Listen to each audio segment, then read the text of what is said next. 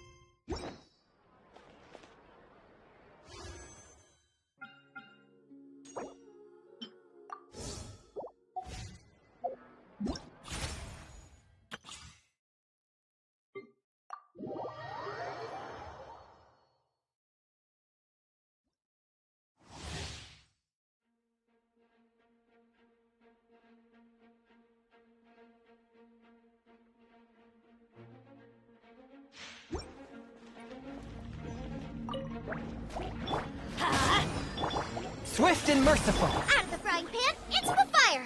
judgment!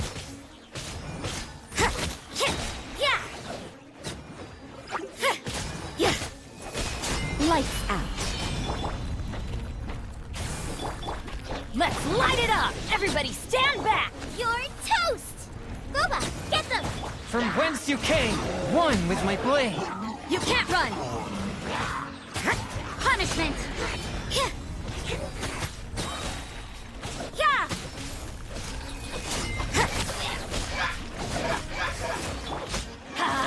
I'm going in! Spirit blade! Attack! Forth, my...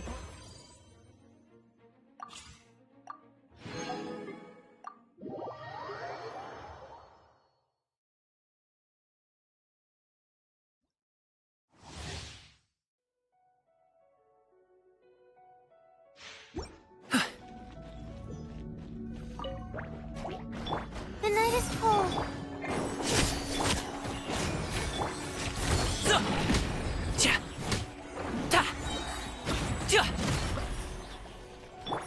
Be amazed! Stars, shine for me. My guiding... Teamwork is dreamwork! Mighty mythical beast!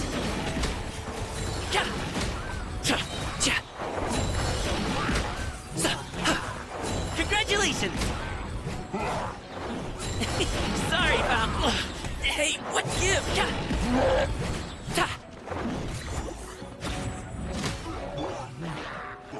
Cue the spotlight! Surprise! Cold. Line to command. The night is cold. Everybody stand back! Hop to it, Manzai!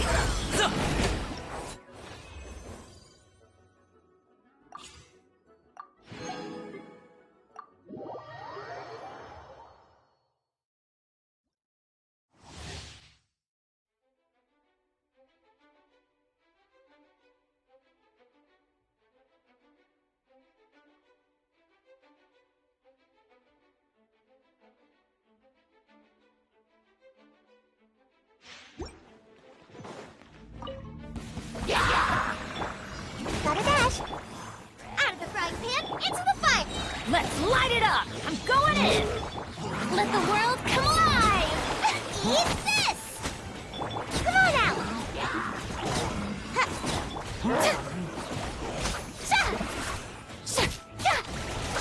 Yoo-hoo! Let my name echo in song! Everybody stand back! Ha! Hey, Booba, get them! Hey, yeah!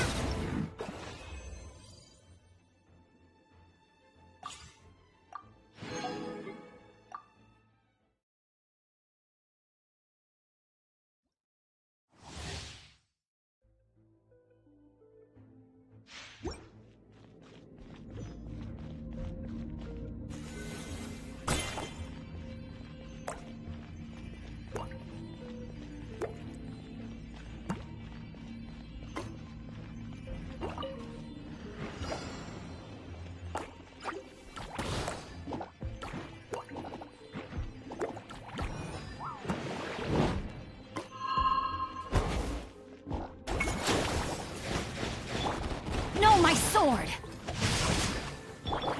Frost is coming! Get in gear! Let me weave you a verse. By royal decree.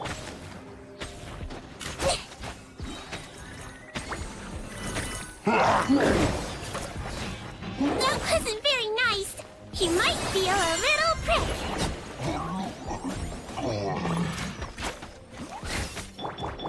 Wings of darkness, come, sever night from day. Witness the power of Gugwa. Huh?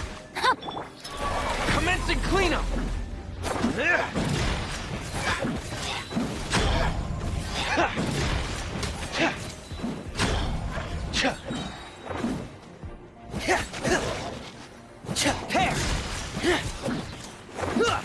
Frost is coming!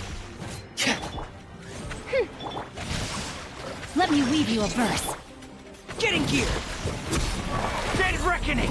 Pair! Frost is coming! Get in gear!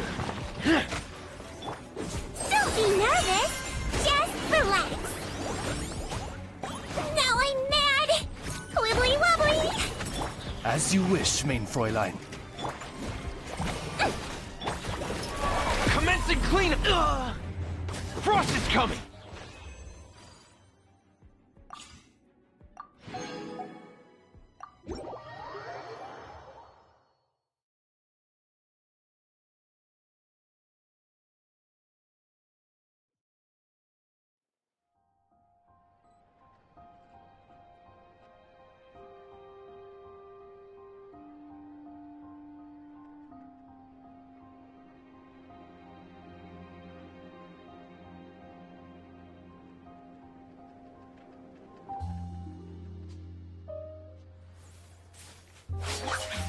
There'll be an extra fee.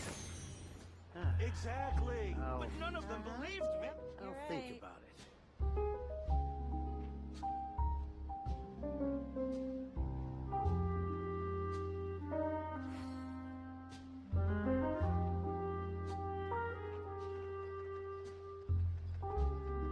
In my role as champion duelist, my opinions do not matter. For when I draw my blade, I am but an instrument of Fontaine's law. I'll think about it. Exactly. But none of them believed me. Yep, you're right.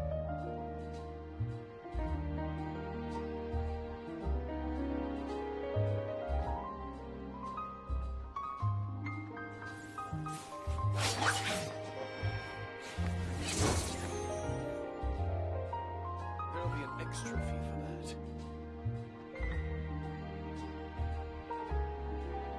Exactly. But none of them believed You're me. right. I'll think about it.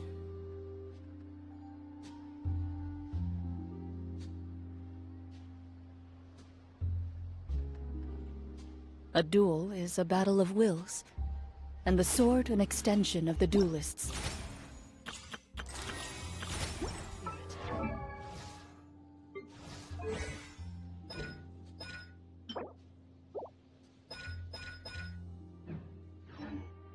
If your heart recoils in fear, then your sword may as well be in its scabbard, There'll be an extra fee. because you will not...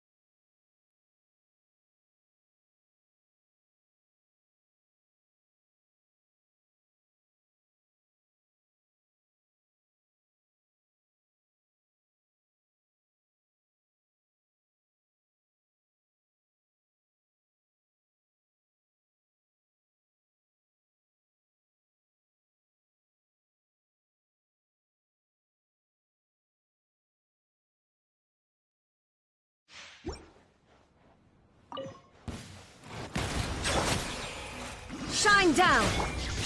Midnight Phantasmagoria. Our bond is strong!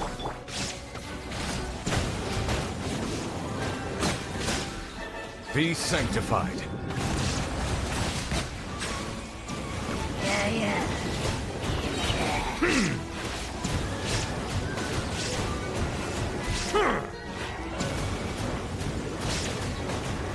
Settle down. Illusion shattered!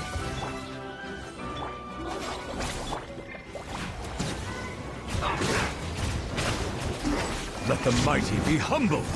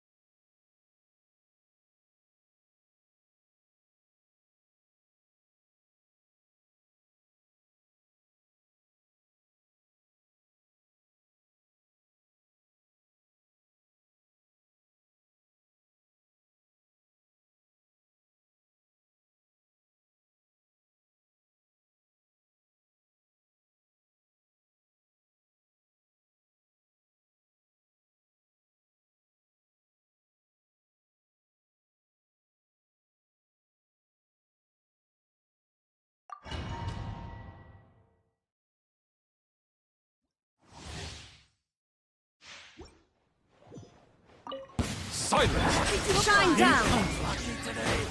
Stand with me! Be sanctified. Bow your head for work. I'm getting sick.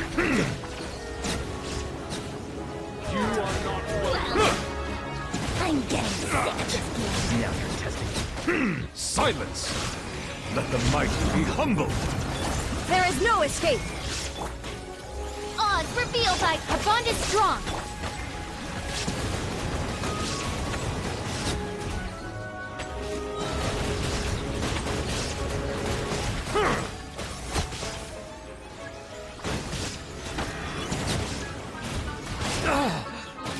Settle down. Shine down! Midnight Phantasma, dissipate! To apply.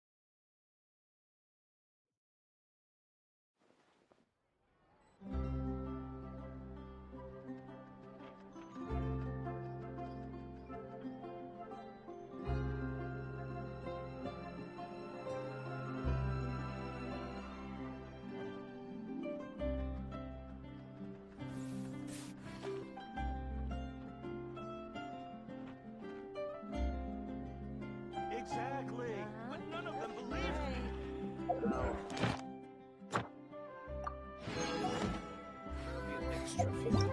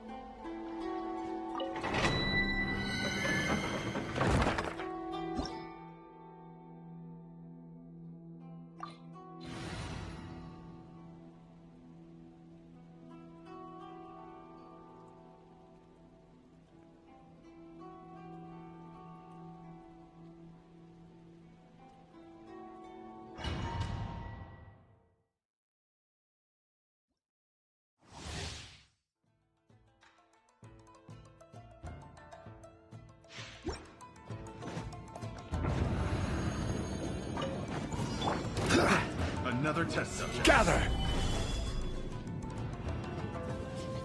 I will have order. Give me some space. As one with wind and cloud. The wind knows it. Wind Strider. Time to testify. Ready.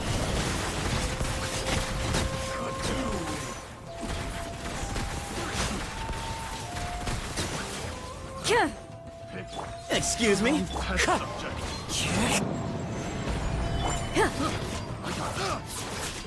Into the shadows.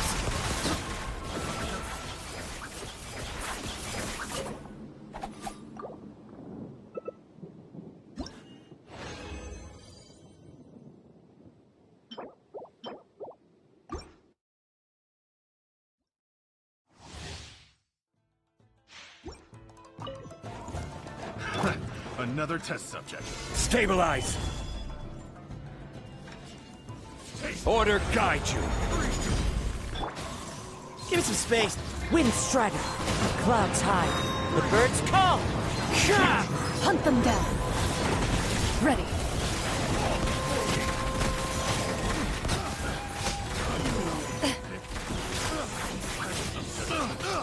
Way ahead of you. Into the wind. The wind knows it. Loaded.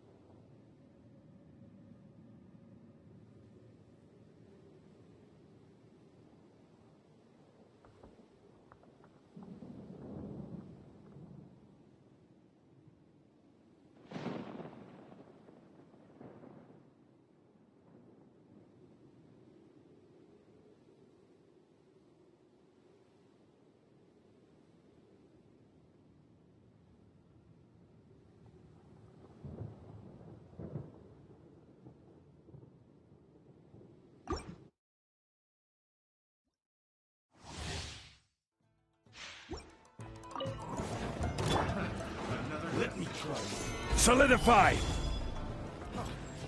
I will have order! Fallen leaves, adorn my night! One with nature! Time to testify. Into the shadows.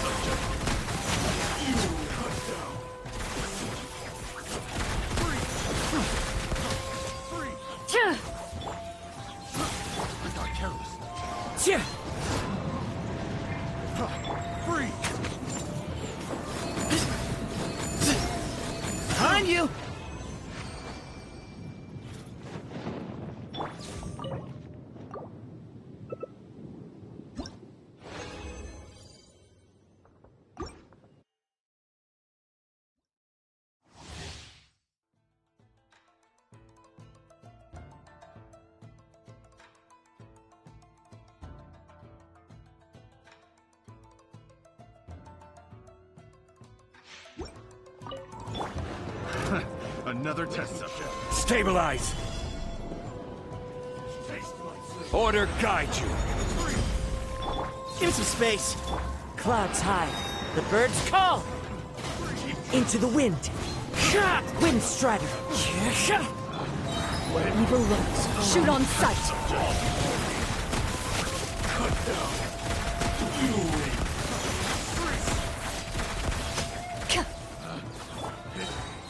Wrong test subject.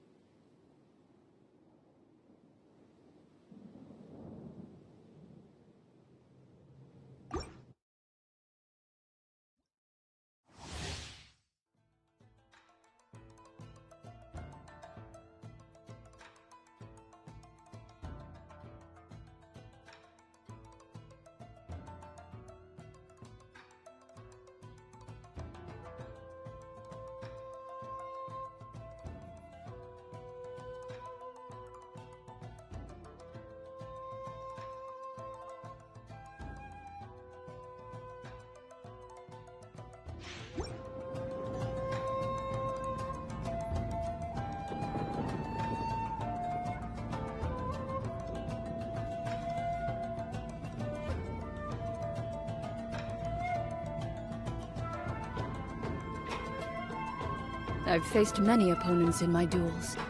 Most of them I defeated. The rest surrendered. Another test subject. This is order! Excuse me? The wind knows me. Fallen leaves adorn my night! Hunt them down. Ready.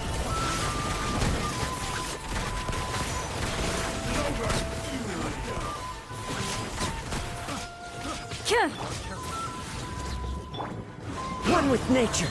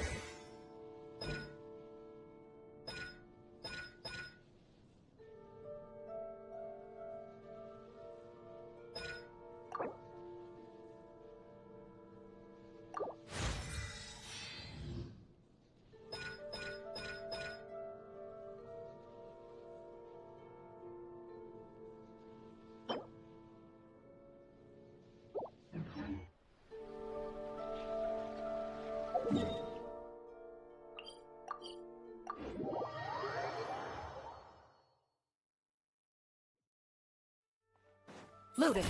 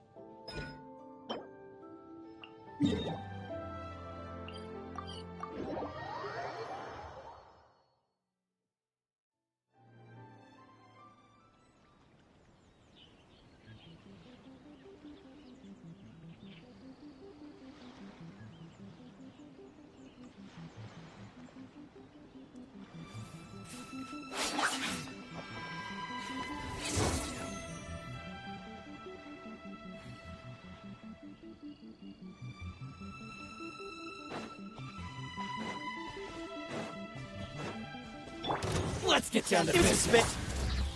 The wind knows me. Wind Strider. Shah!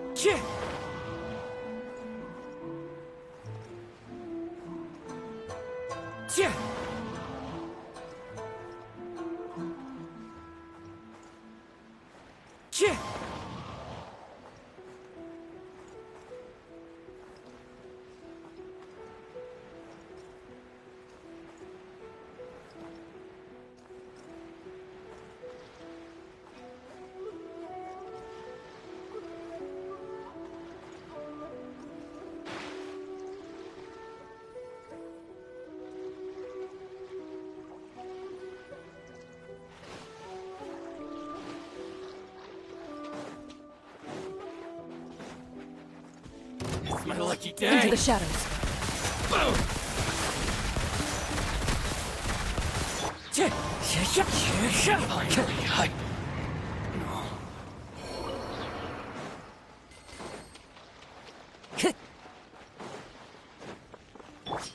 Way ahead of you! Into the wind! Solidify! Ready.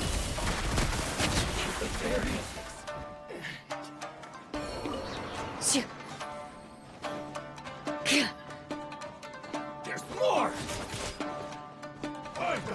Excuse me? One with nature.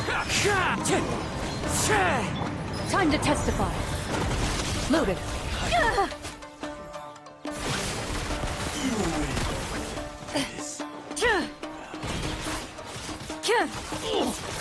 Give me some space. Wind Strider.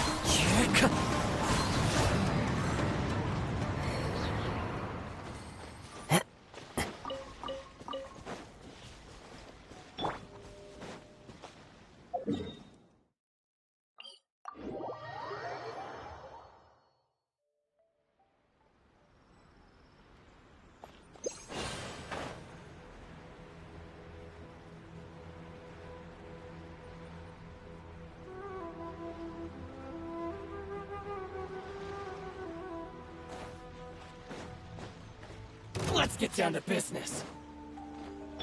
Way ahead of you! Into the wind!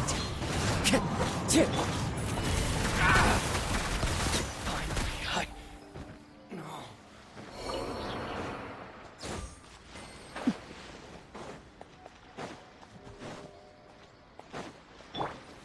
Gather! my lucky day.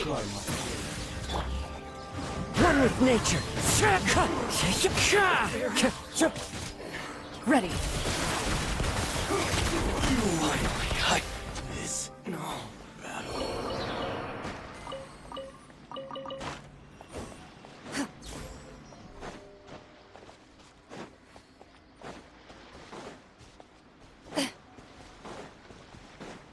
Let's Hunt get them down down. to business.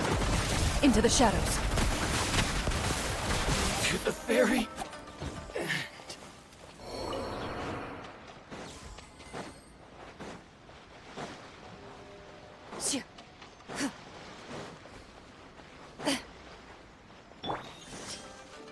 Give me some space. The wind knows me. Loaded.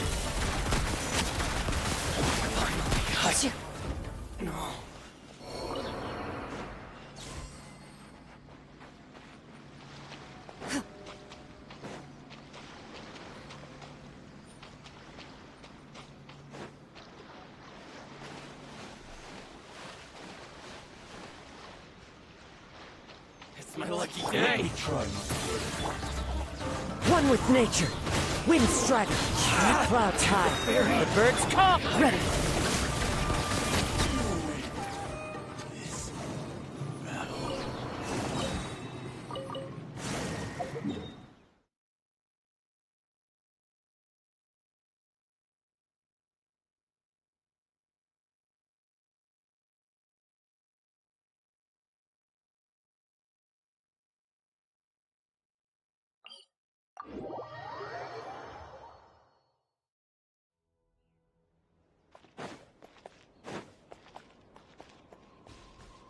Shoo.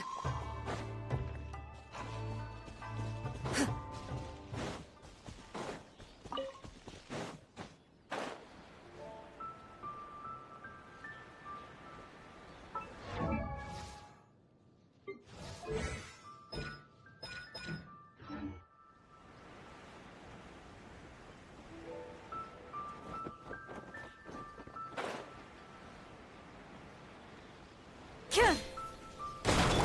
Way ahead! Day. The wind knows me.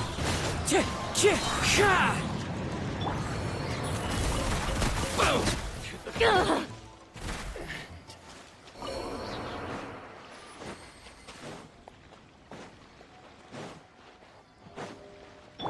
Excuse me?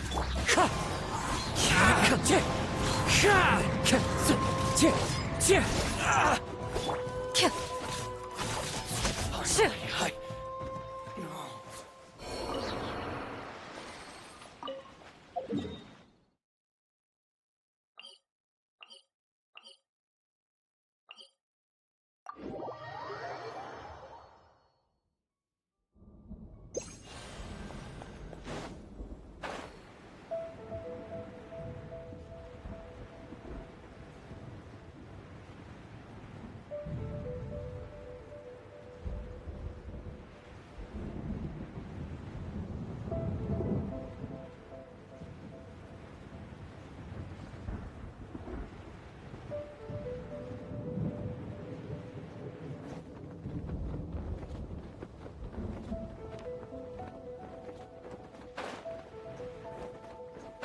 It's my lucky day. Way ahead! That hurt. Into the wind. Wind strike.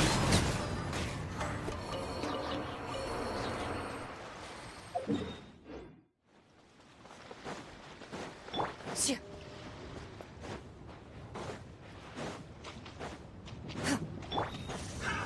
Another space. test subject. Picked the wrong test subject.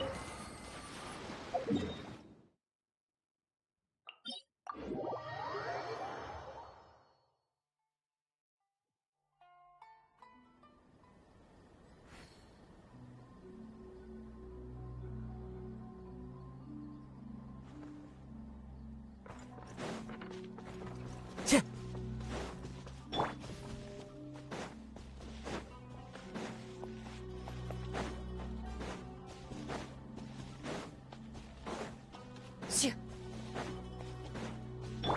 It's my lucky day.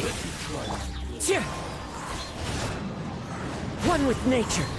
Fallen leaves. Adorn my... Time to testify. Loaded. This.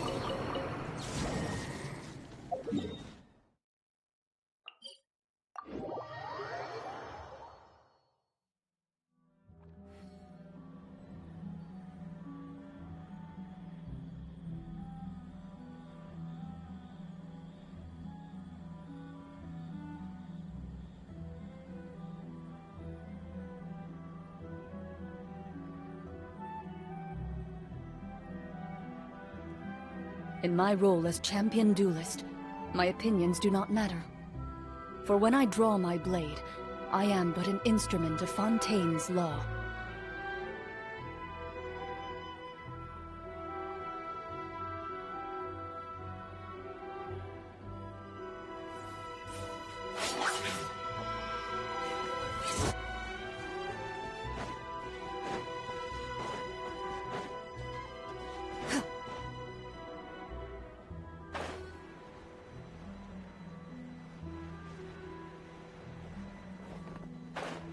Let's get down to business. Into the wind! Wind strike! Solidify! Ready.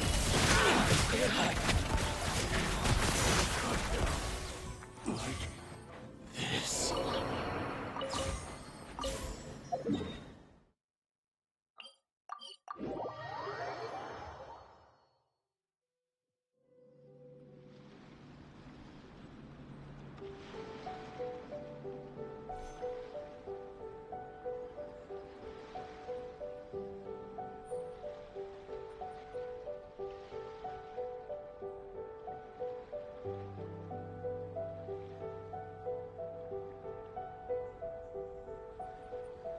I've faced many opponents in my duels.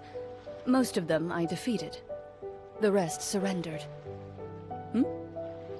No. I have never lost a duel. The insult shall be punished. Way ahead of you! The wind knows me.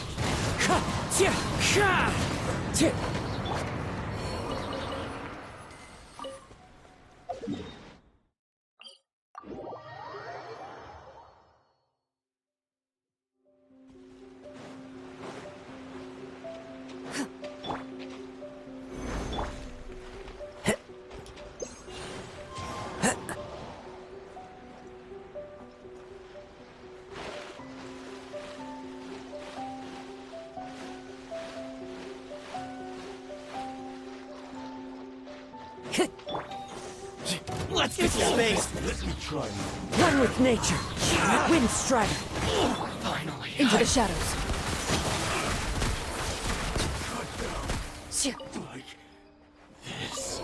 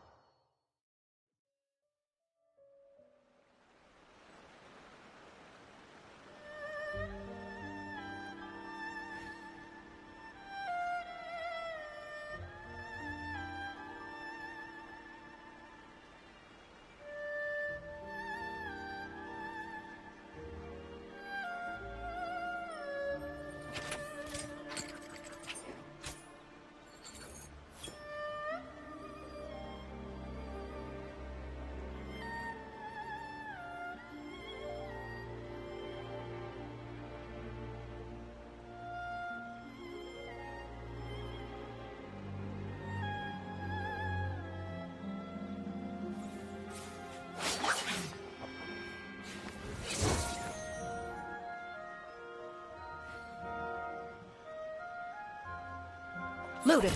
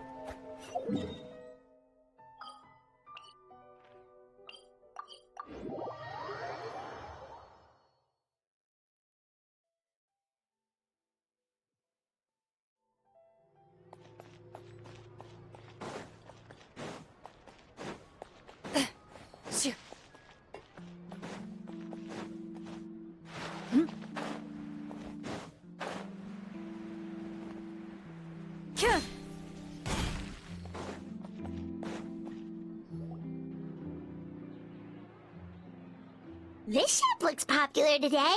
Wonder what the occasion is.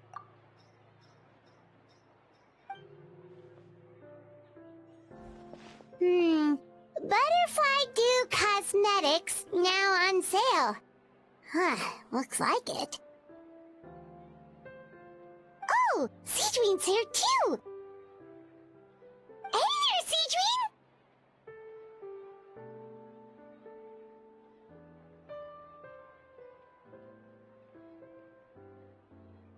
Hello there, Traveler and Paimon. I hope you're keeping yourselves fit and healthy. You bet we are! So anyway, what are you doing here, Sigewinne?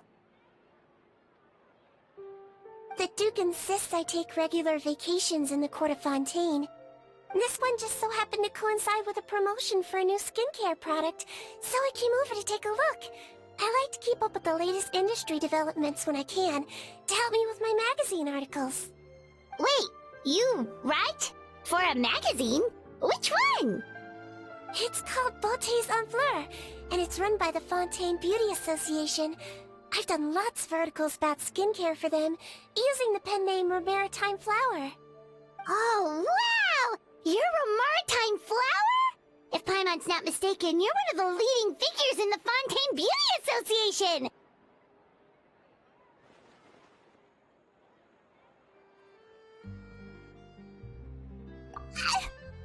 What's so weird about that? Everyone loves beauty!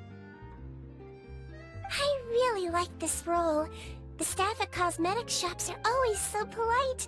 And as long as I wear a big smile on my face, I always get the best customer service.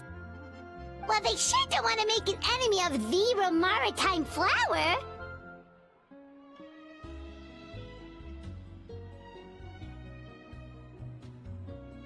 Obviously, it's because of Sigewinne's love for beauty. Still a leader of the Beauty Association? That's incredible. The truth is, I study this field because I cherish my own appearance. It has nothing to do with being beautiful or not. Oh, the words of a master beautician defy comprehension! Oh, wait, you're saying that natural beauty is the highest form of beauty, right? Not really. Actually, Melusine aesthetics are very different from human ones. We don't view humans based on their appearance. If I had to describe our approach, I'd say it's based on cuteness. Oh, really? Yep. Still, I really value my current appearance, and in the process of taking care of it, I've ended up learning quite a lot about skincare and stuff. It turns out, my knowledge and experience is pretty popular with beauty product lovers. It came as a big surprise to me, though. Oh, Paimon gets it now. But speaking of your appearance, how come you look human anyway? Are you like only half Melusine?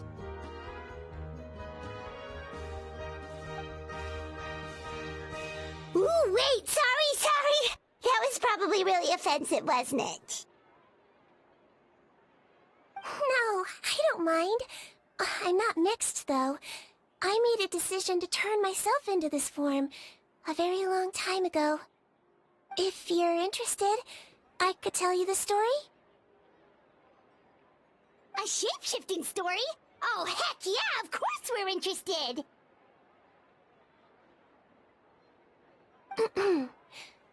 Once upon a time...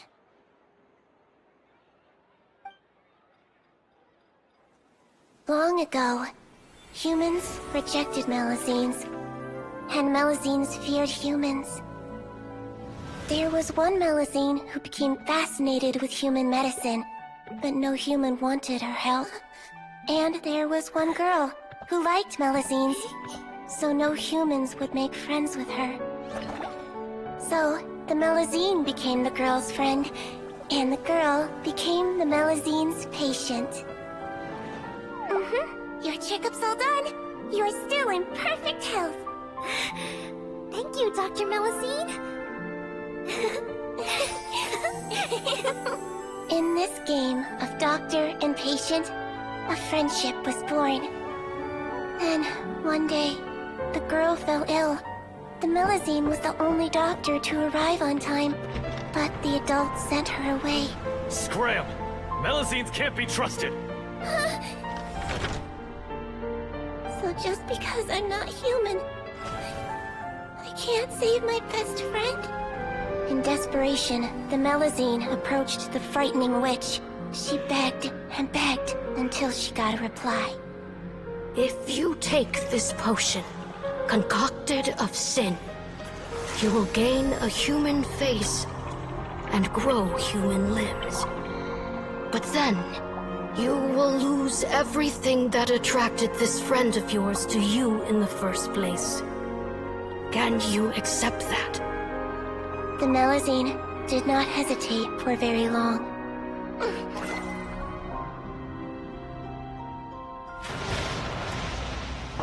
On a rainy night, a little doctor knocked on the girl's door.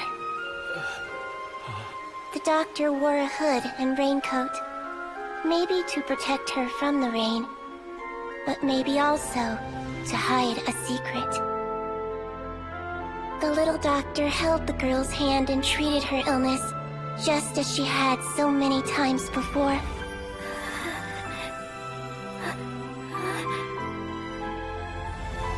Dawn came, and the little girl's condition improved.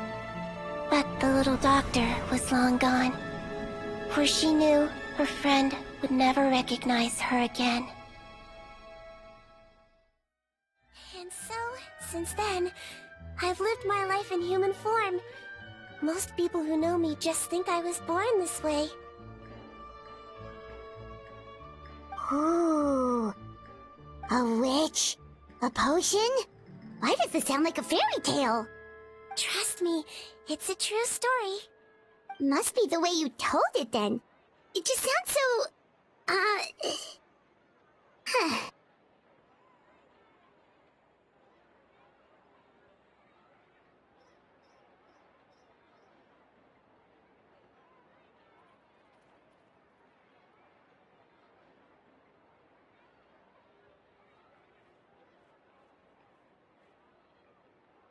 Yeah, not every Melusine would take human form to save their human friend.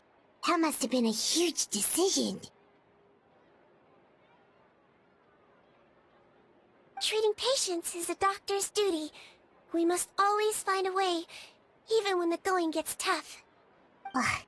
It's so crazy that they turned you away just because you were a Melusine, especially when their daughter was so sick. Well, sometimes appearance can be a real barrier. But that was a long time ago. I like how I look now anyway.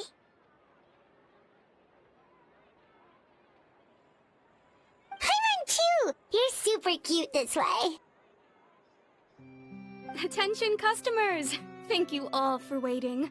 Now, on behalf of our skincare partner, I'm delighted to announce that our exciting new product is now officially on sale! Well, there we go. Let's have a look, shall we? Oh, Paimon, if you want to buy any skincare products, I'll be happy to give you some suggestions. Really? Personal advice right from a leader of the Fontaine Beauty Association? What an honor! Allow me to introduce our newest skin lotion, Butterfly Dew. I'm sure many of you have already read about this product's trials in the newspapers. To say that it improves skin quality is an understatement. This product gets its name from the way it transforms your skin and makes it glow anew, like a butterfly emerging from its chrysalis and spreading its wings for the first time. We are thrilled to have the inventor of this fantastic product with us here today. Please welcome Mr. Rawat, a researcher from the Fontaine Research Institute. Now, without further ado, I'll hand over to Mr. Rawat to tell you all about what Butterfly Dew can do for you. Thank you. Hello everyone, I'm Rawat, and I developed Butterfly Dew. Wow, what a looker. He's a researcher? Wow, he's really challenging the stereotype. It seems that everyone is surprised by my entrance. Or should I say, my appearance. I'm well aware that researchers are generally better known for their brains than their dashing good looks. In that regard, I do believe I break the mold somewhat. Of course, appearance is a skin-deep way of defining a person. And yet one's appearance can be a very real set of shackles, holding a person back in their life. It can rob a young person of their self-confidence when applying for a job, dissuade a young lady from approaching the one she loves. Our actions are at the mercy of our appearance, and we slowly become the very person that the outside world sees us as. But what if I told you that those shackles can be broken? If our appearance prevents us from changing, then let us first change our appearance itself. Wash away moles, birthmarks, and wrinkles, and they can no longer rob us of our confidence. Replace them with luster and radiance, and we shall never again hang our heads in shame. That is why Butterfly Dew exists. Its mission is to allow us to shed our pupae, undergo a complete metamorphosis, and embrace a new life. Well, whether it actually works or not, after that speech, Paimon's already sold! Mr. Rawat, could I ask if you've used this product yourself? Of course, I tried it many times while I was testing it. You can consider me a product ambassador. Wow, then it's sure to work! Still, I don't expect to convince you just by blowing my own trumpet. So, could I get a volunteer from the audience to try it out? Oh, Paimon volunteers!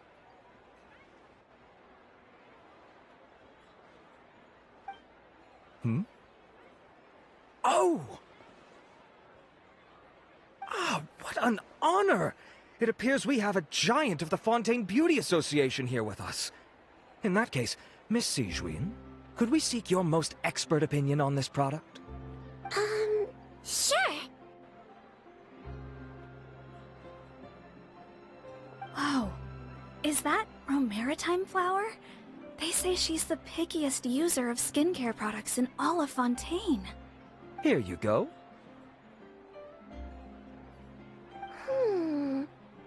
Oh, it's very kind to the skin, and the absorption rate is high. Even for Fontaine, this is a first-rate product. Wow, now that's high praise! I'll take one! Any discounts? All right. Well, all that remains for me to say is, Butterfly Dew is now on sale!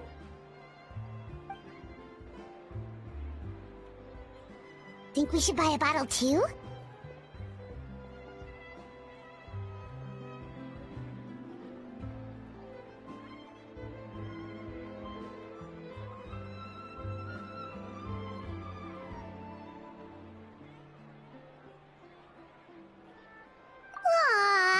Really? Well, it's still good to care for your skin though, right? Paimon definitely feels kinda rough from being exposed to the elements all the time. And if you're worried about whether it's the right product for you, well, luckily for us, Sigewinne's here, so we can get an expert consultation.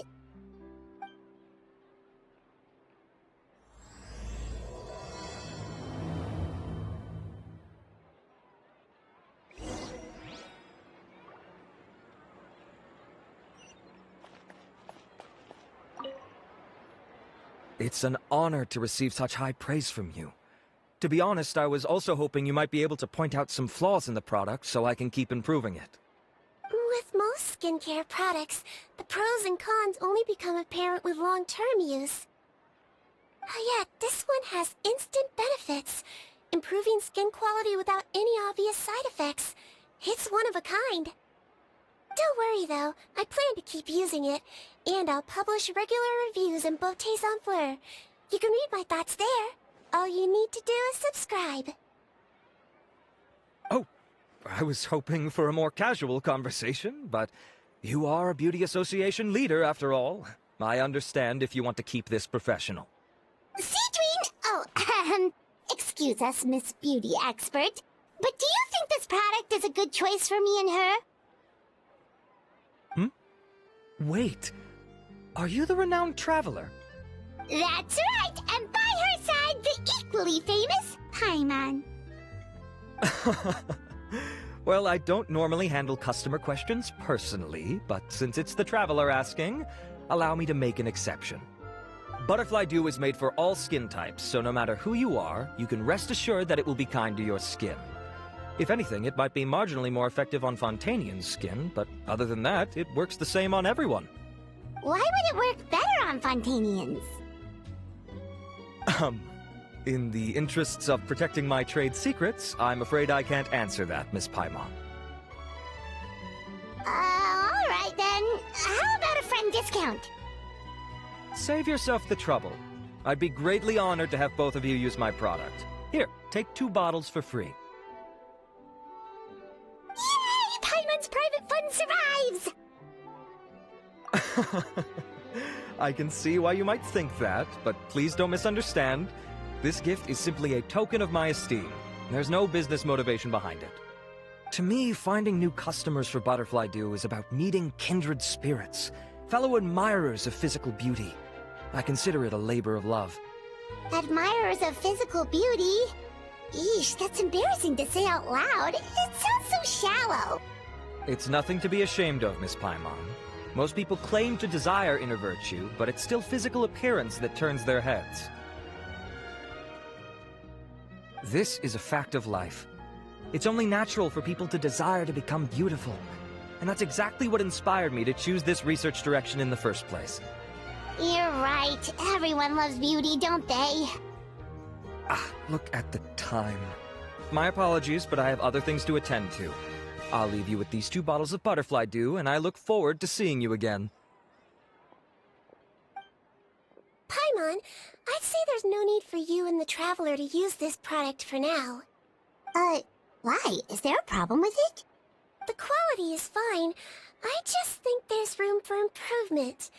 I think I could add some ingredients to the mix to make it more effective. Really? Then why didn't you tell Rawat about that? Researchers are a very special breed of human. You can point out their flaws to their face and they won't mind very much. But if you tell them that someone else could do a better job, ooh, now that'll make them really upset. If I'd mentioned it, he probably wouldn't have given you those 2 bottles for free. Huh, fair enough, that makes sense. If you're interested in the more effective version, I can write up a list of ingredients for you. Just come get me once you've gathered them. When you say more effective, you mean it'll make Paimon even prettier? Ooh, how can we say no?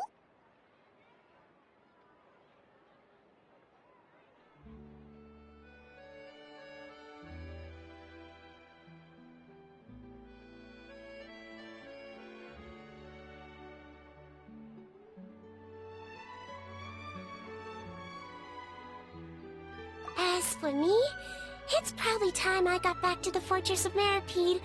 I mustn't leave the infirmary unattended for too long. Alright, see you there then!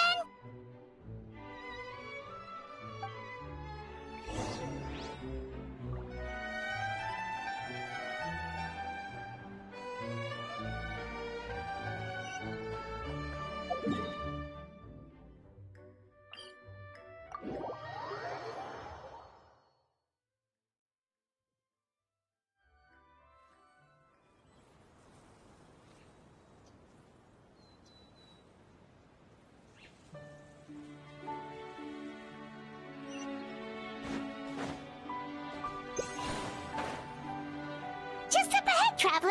The ingredients for Sigewinne should be nearby!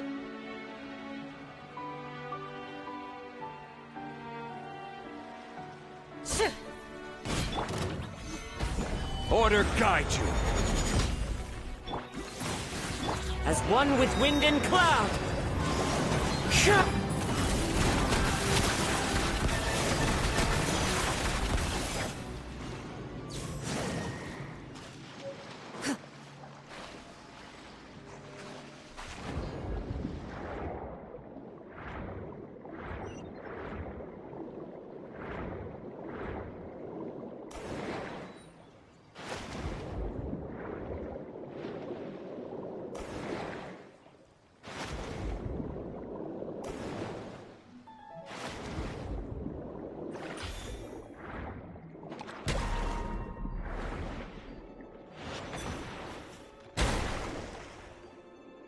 Great! That's everything! Let's head to the Fortress centipede.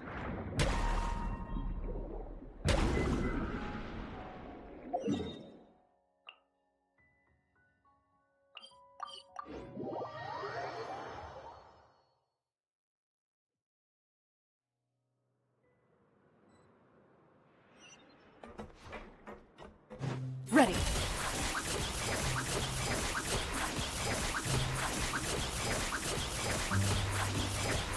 Shoot.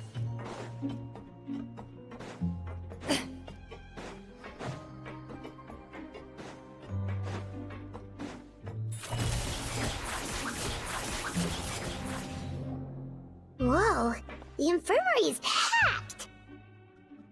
Please, you have to believe me. I saw it with my own eyes last night. Another me! He looked exactly like me. Got it? Okay. I've written down everything you told me. Now, I have a few tests to run. Take a deep breath, and don't worry. It's nothing to be nervous about. First, which finger am I holding up? Your index finger, but I'm telling you, my mental state is fine. I'm not crazy. Very good.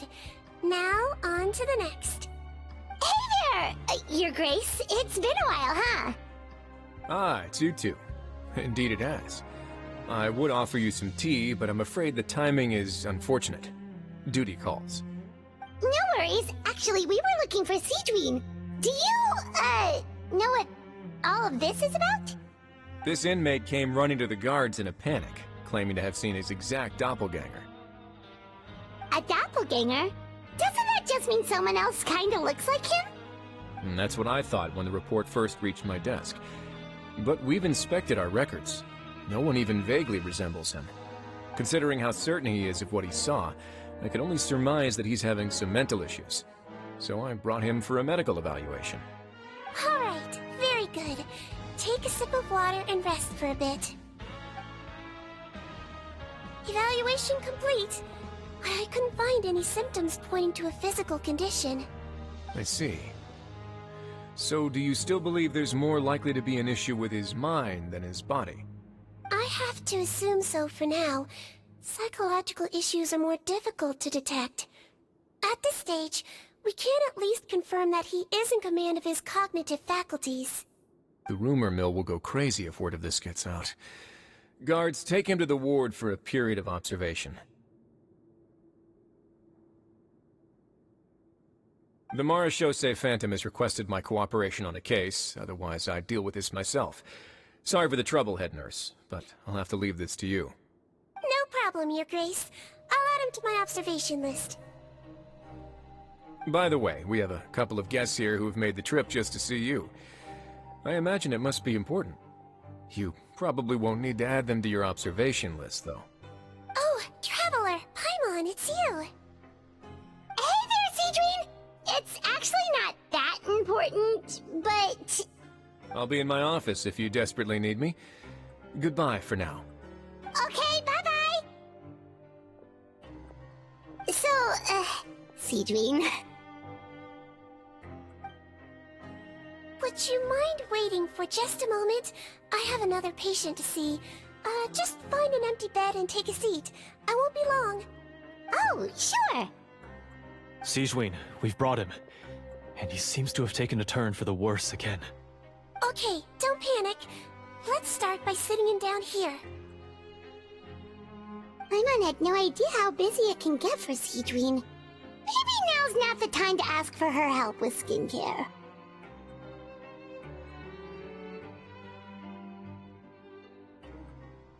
Good point. Besides, it might actually be interesting to observe her at work.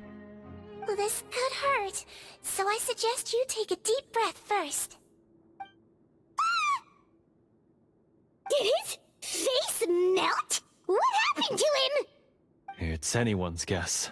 His face melted off shortly after arriving at the fortress. But since he's a serious offender, he can't be allowed out for medical treatment. Best we can do for now is ask the head nurse to give him something to manage the symptoms. This is gonna be awkward. We still need to bring him to the Marechaussee Phantom for questioning. What if he scares them half to death? Will that be our fault? The Marechaussee Phantom? Does this have something to do with the case Risley's dealing with? Yup, it was a huge case. They bagged a few dozen crooks in one fell swoop. And this guy's the baddest apple of the bunch. He harmed countless people.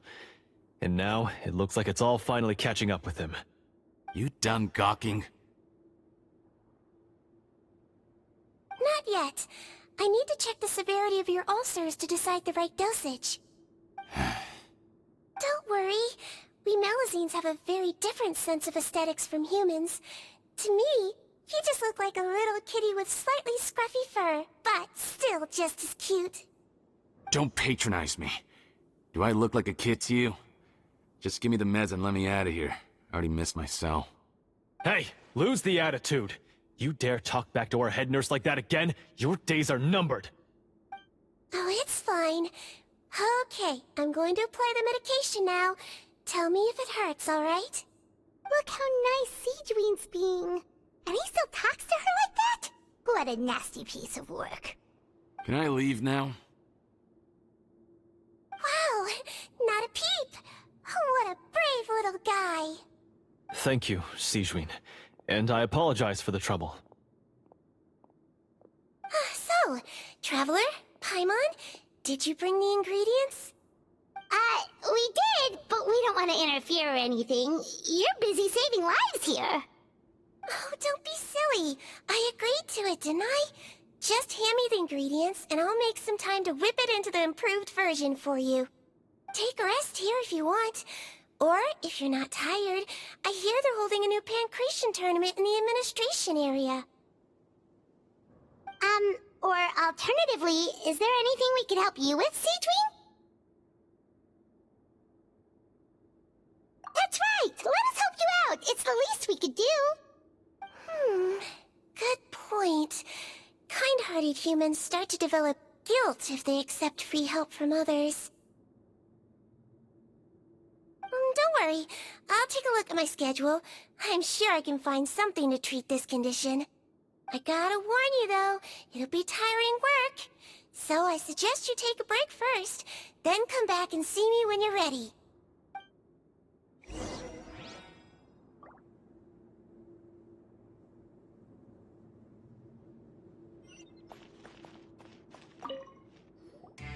We're ready, Sigewinne! What's our first mission? I found the perfect job for the Traveler. First, I'd like you to lie down in this bed.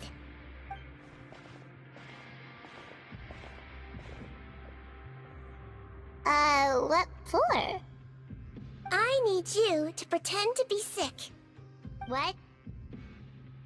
Oh, is it that difficult? I thought you did a pretty good job last time. Oh, so you knew. I sure did. She was way more interesting than the usual malingering inmates. When you played along very well, Paimon, I observed you two for quite a while after that. Well, this is awkward. But why do you need us to do it again now? No time to explain. My next patient will be here any second. Please just do as I say. You can, pretend like you've got a nasty headache. And throw in some dry heaving for good measure. Okay.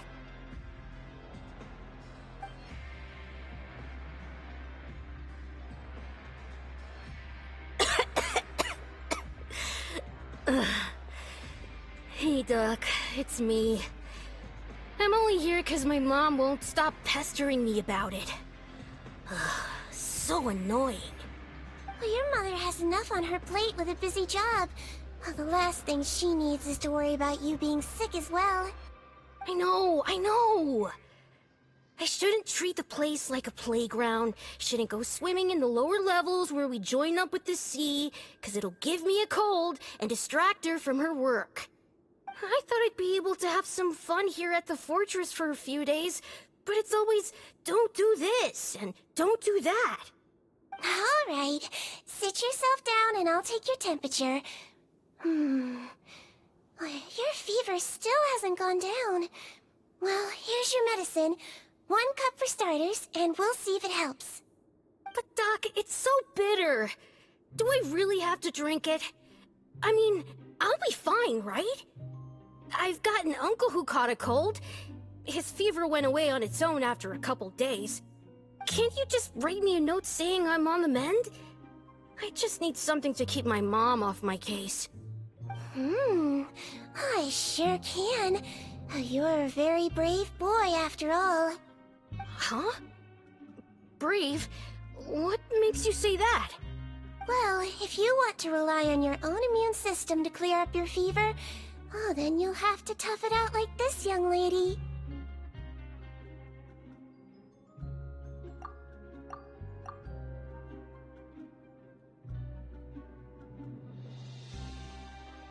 Hang in there, traveler! Are you gonna puke? Paimon can get you a paper bag! Huh? As long as you're tough enough to get through the nausea and dizziness caused by the high fever, you'll be right as rain after just a few days' rest. And if I'm not tough enough? Hey! Wake up! Wake up! Put it this way. At least you'll never have to see the doctor again, right?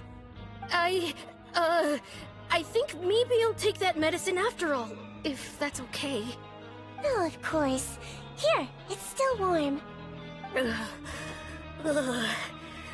It's so bitter. All done. Great job, you two. That kid really doesn't know what's good for him. His mother's a guard here. She's been working back-to-back shifts lately, but unfortunately his father's away on a business trip right now. She had no choice but to bring her son here for the time being. He was quite happy at first. He seemed to think that the Fortress of Meropide would be all fun and games. So you made us put on that act just to scare a kid into taking his medicine? That's a pretty sneaky trick. Seems like there's a whole side to Sigewinne we never knew about. It's a technique I learned from my teacher. Oh, you had a teacher? Was she a Melusine doctor too? She was human. She passed away a long time ago. Oh, sorry. No, it's fine. I really liked my teacher, so it's always nice when I get to talk about her with other people. She was a traveling doctor, and since she didn't have a clinic, she'd go out and visit her patients wherever they were. Dealing with the badly behaved ones was her specialty.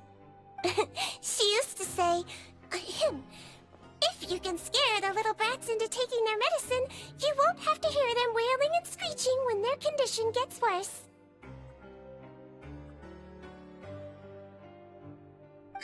She sounds like a pretty strict teacher. Strict? Well, that's not how my teacher saw it.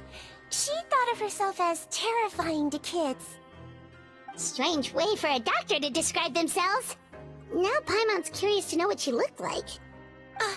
Oh, as it happens, I actually have a picture of her.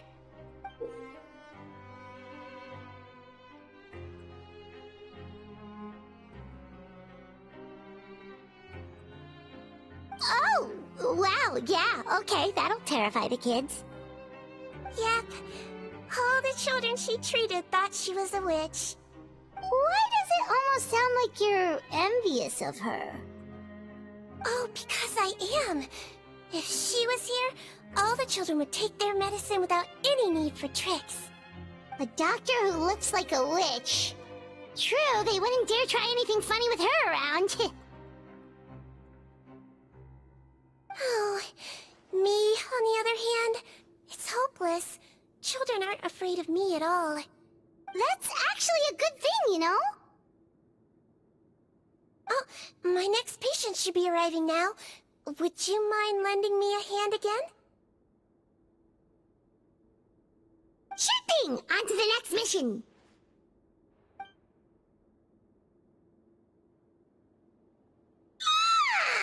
Is it nighttime already? That flew by. You really have a busy job, Sigewinne. Well, thanks to you two, it was much easier today. Aww.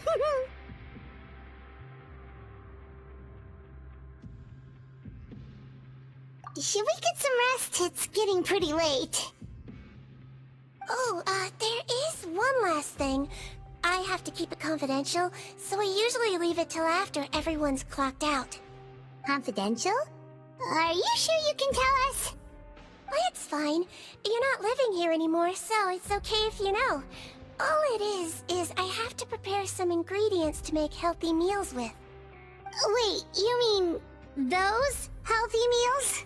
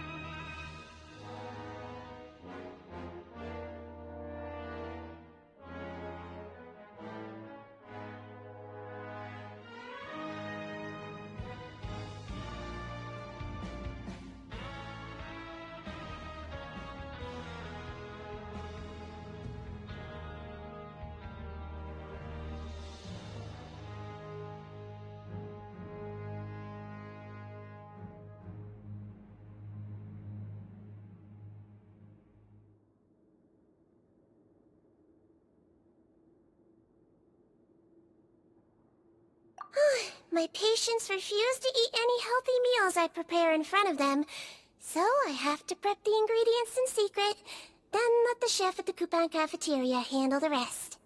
Considering even the chef's version makes people uneasy, it really makes you wonder what's in it. You want to find out? I can teach you how to make it. That way, if you ever suffer from exhaustion on your future travels, you can prepare a healthy meal for yourself. It's really good for you, you know. Sure? Guess we can help out one more time.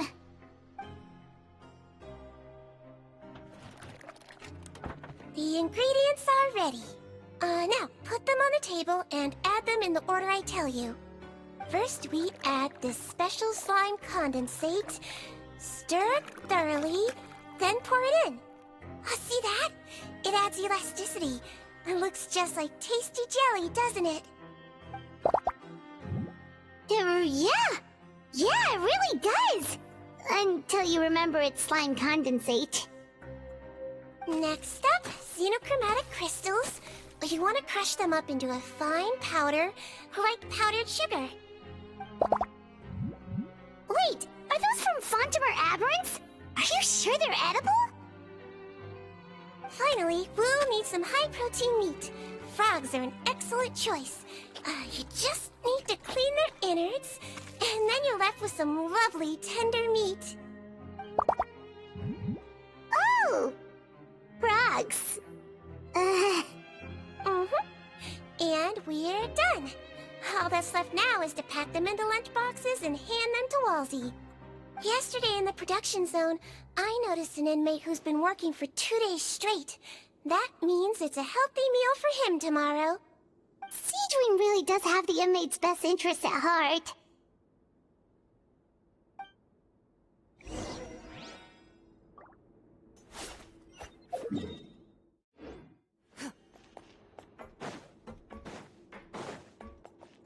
Sure.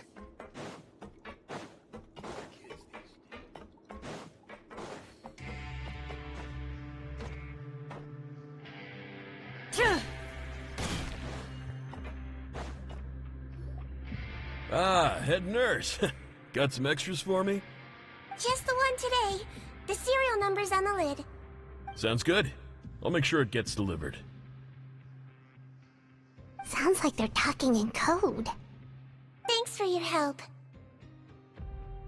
Oh, it's no trouble at all. I only wish I could do more. You work so hard for all our sakes. I'd happily lose a little sleep if it meant helping you out. That won't do. If you reduce your sleeping hours any further, your health will start to suffer. All right. Nurse's orders. I'll do as I'm told. But you take care of yourself, too.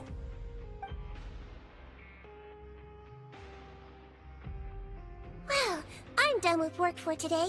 Thanks for helping out, you two. Seems like the guards and staff here have a lot of respect for you, Sigewinne. In just one day of helping you with your work, it feels like we've done a lot for the fortress. Head nurse, please, wait. I'm sorry to disturb you this late at night, but I think you'll agree, this is urgent. Okay, just relax and catch your breath. What's the matter? The guard at the observation ward, Odilon, he told me to pass on a message to you. One of the inmates there, the guy suffering from possible hallucinations, well, he seems to have made a sudden recovery, and now he wants to apply for permission to leave the ward. Huh? Already? You were right to tell me. I'll have to examine him and make sure he's well before we discharge him. Looks like we've got one job as medical assistants left. We'll come with you.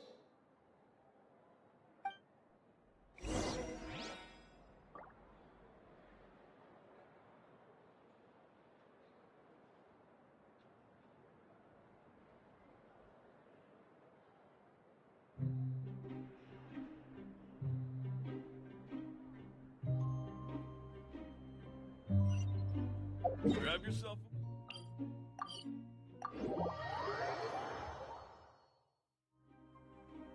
Into the shadows.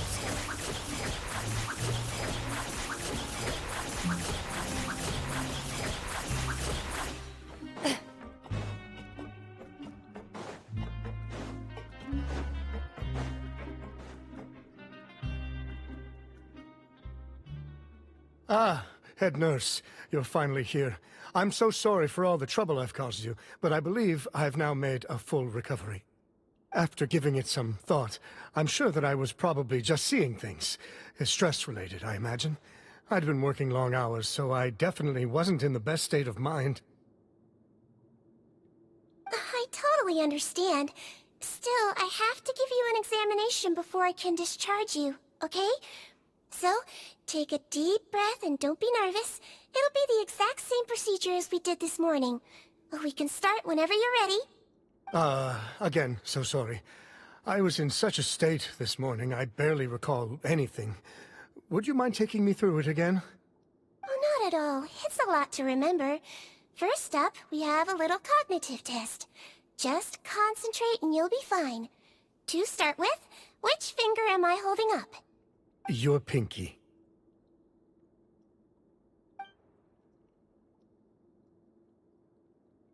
Alright, all indicators seem normal. So it was a stress-induced hallucination after all?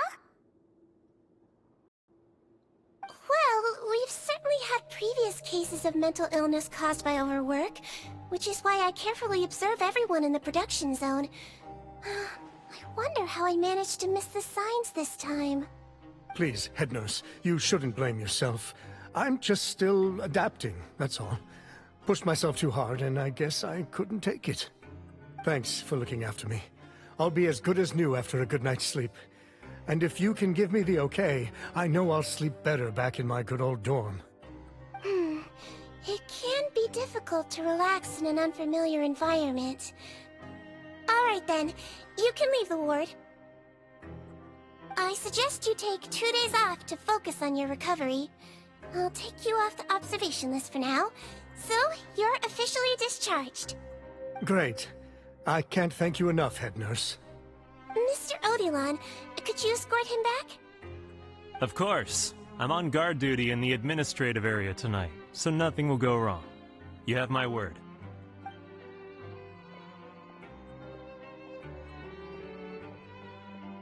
Guess you're finally done for the day now, huh? Yep. But I still haven't gotten around to making that improved lotion for you yet. Oh, no rush! Seriously, it's super late now. You should go get some rest too. Well, tomorrow it is then. Good night, Traveler. Good night, Paimon. Hope you sleep well. Oh, don't you worry! We will! After a productive day of work, we're both gonna sleep like a log.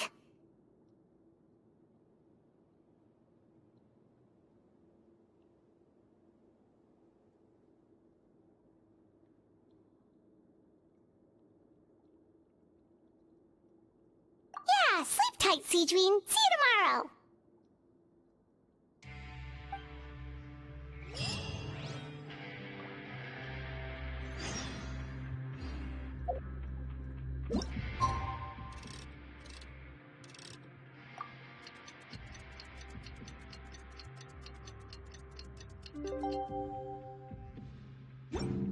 A duel. Paimon really did sleep like a log.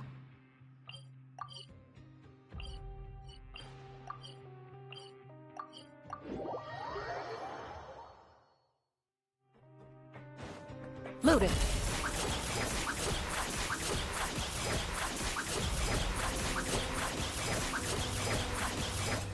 Shoo.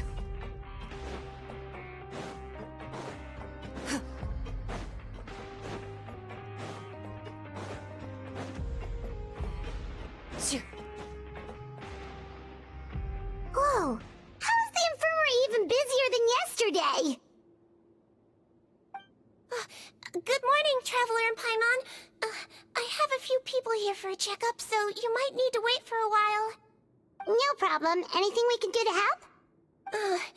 There's a bit of a complicated situation here. I'm still getting to the bottom of it myself.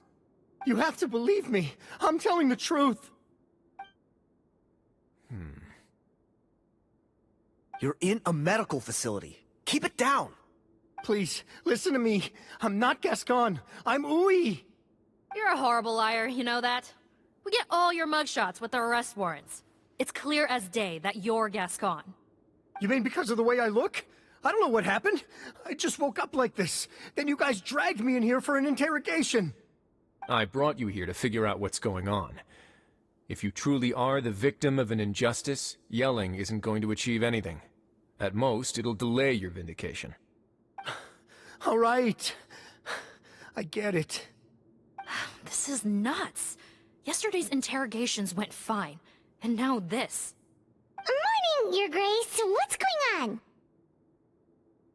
Remember the case I mentioned yesterday? The one brought to me by the Marachose Phantom? Well, we've been questioning the inmates involved this morning. Every single one of them is claiming mistaken identity. Huh. That's even weirder than what that guy was saying yesterday. The thing is, none of them have been able to provide any evidence whatsoever to support their claims. Questioning them further got us nowhere, so for now, we've brought them to the infirmary. And we thought yesterday was as busy as it got for Sigewinne. We've compiled their statements. Have a look. Perhaps there's something we missed.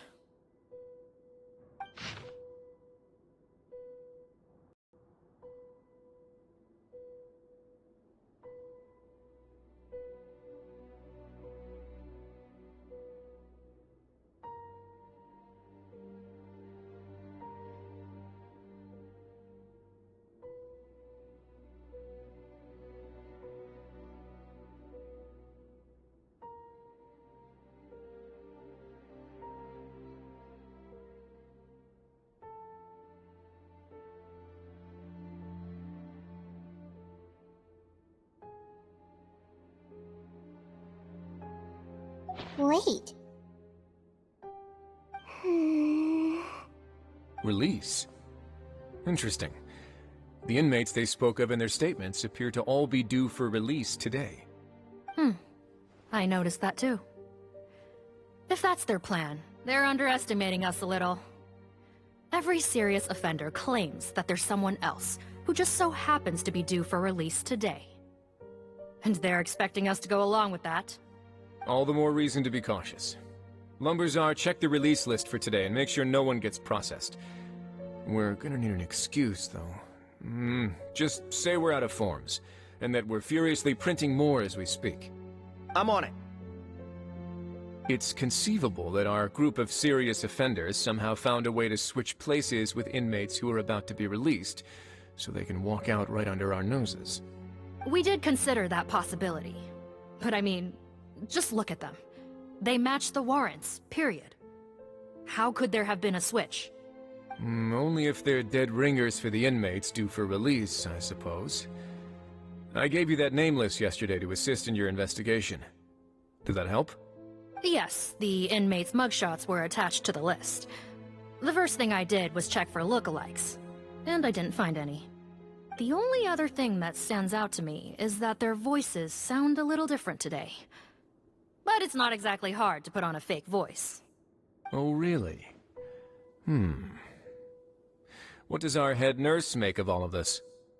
Give me a moment. I think I have a way to confirm whether there's been a switch. I know, it's not time to change your dressing yet, but please bear with me. Huh? Isn't that the guy from yesterday? This should be Honore. He has very severe facial ulcers, which require an operation in the hospital at the Court of Fontaine. I authorized him to leave the fortress for medical treatment under guarded escort. Yes, like I told you. I'm not Putton. I'm Honore. So there has been a swap. Well, I can see what happened in Potton's case, but how do you explain the other inmates? You're not telling me their souls switched bodies, are you?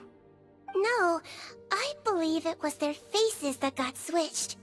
The method is a bit like replacing a tooth. Take the bad tooth out, put a false one in. And actually, I think I can prove it to you. Traveler, Paimon, do you remember Eric from the other day? Yeah, sure do.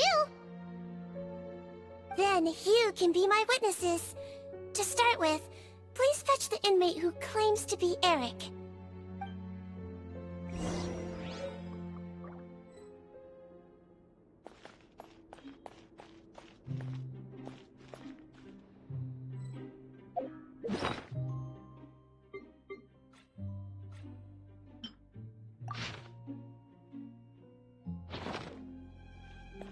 Ready.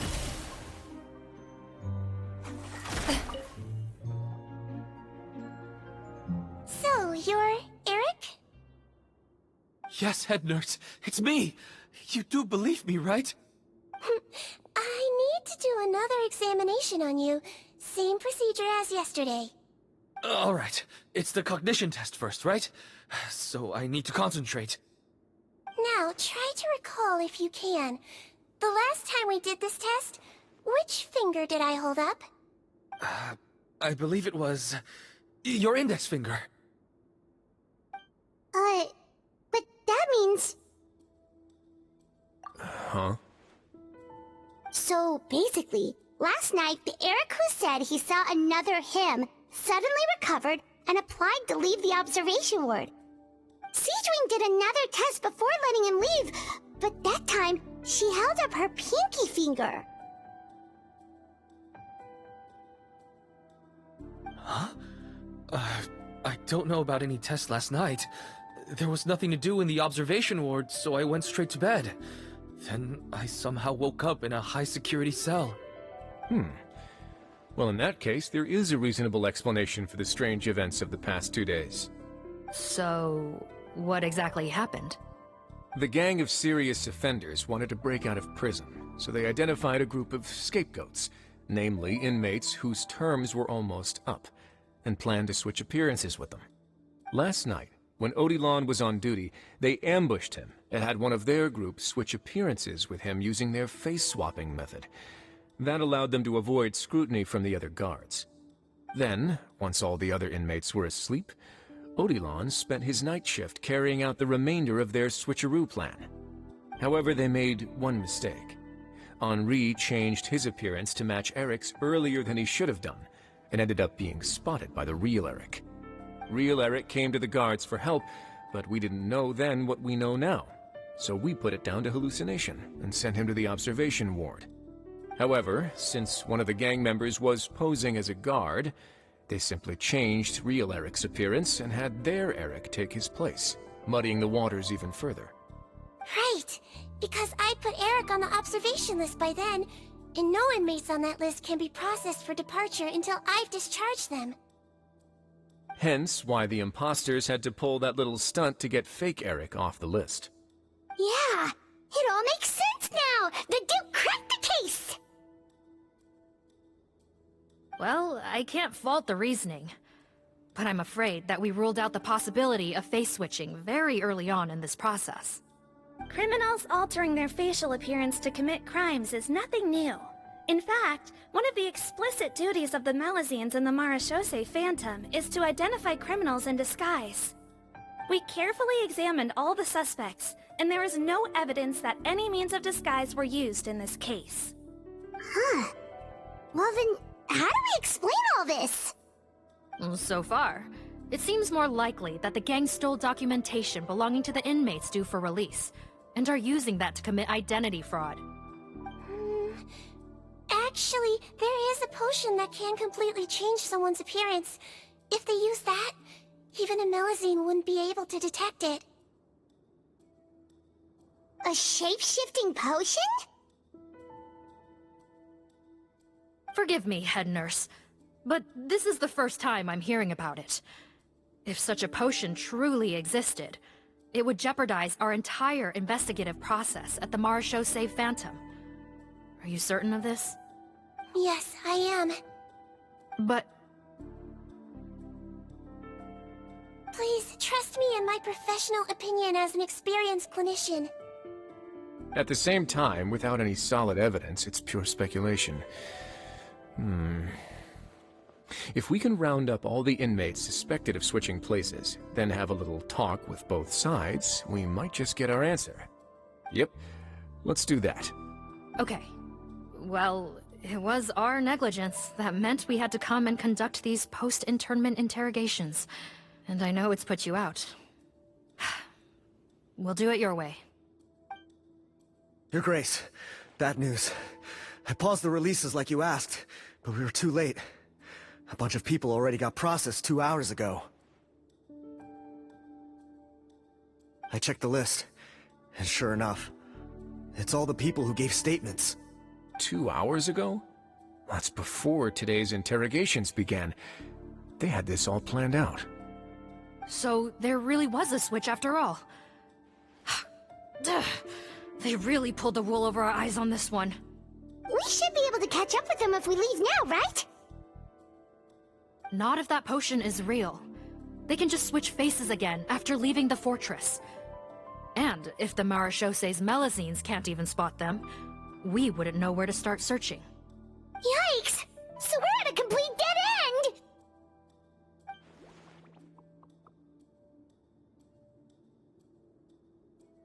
Well, technically there is one more lead we could follow up on. We were only able to arrest this gang thanks to the help of a researcher from the Fontaine Research Institute. I believe his name is Rawat. Oh? Rawat? Isn't that the handsome guy we met at that skincare promotion? Handsome? Maybe from a human point of view. I just remember that he specialized in potions. One of the crimes this gang is charged with is the manufacture and sale of illicit drugs. According to Mr. Rawat, they appear to have stolen technology he developed through his research and used it in their operation. At first, he thought it was a typical case of intellectual property infringement, and he tried to negotiate with them. But once he discovered their criminal operation, he reported them to the authorities. Thanks to his report, we were able to swoop in and arrest them all in one go. What a hero! Bet that took courage on his part. No doubt. This is worth following up on. As the one who snitched on them, it's highly likely that Rawat will be targeted by the escapees. That aside, since he's negotiated with them in person before, there's a chance he'll have some additional information for us. Understood, Your Grace. My team and I will head to the Fontaine Research Institute right away. In the meantime, please keep an eye on the face switch victims for us. Of course. Miss Morgane, I'd like to come along and help you catch these criminals. Huh? Why's that? Well, I'm the one who discharged the fake Eric last night, so I feel partly responsible.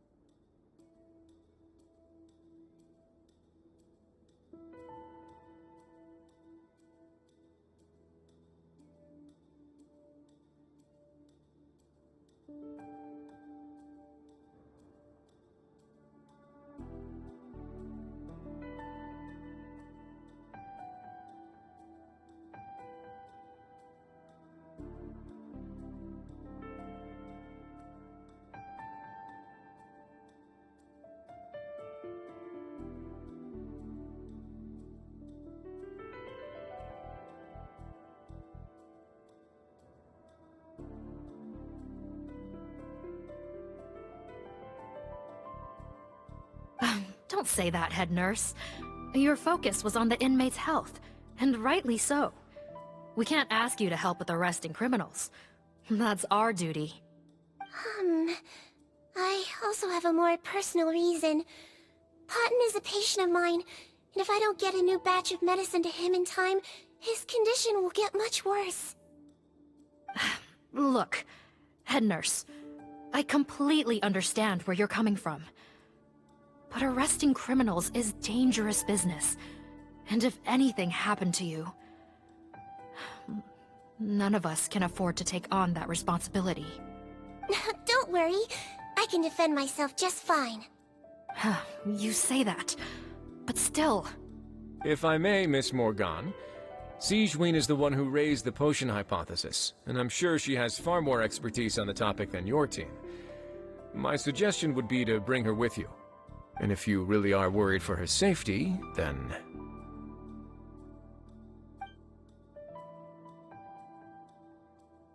Ah, there you go, right on cue. Knew I could count on you.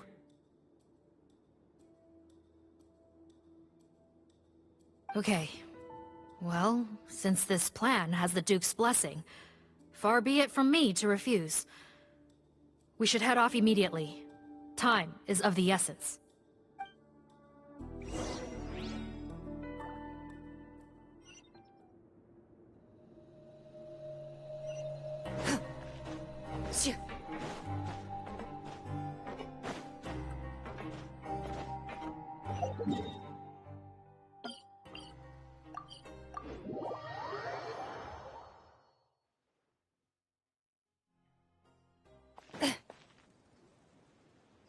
Greetings.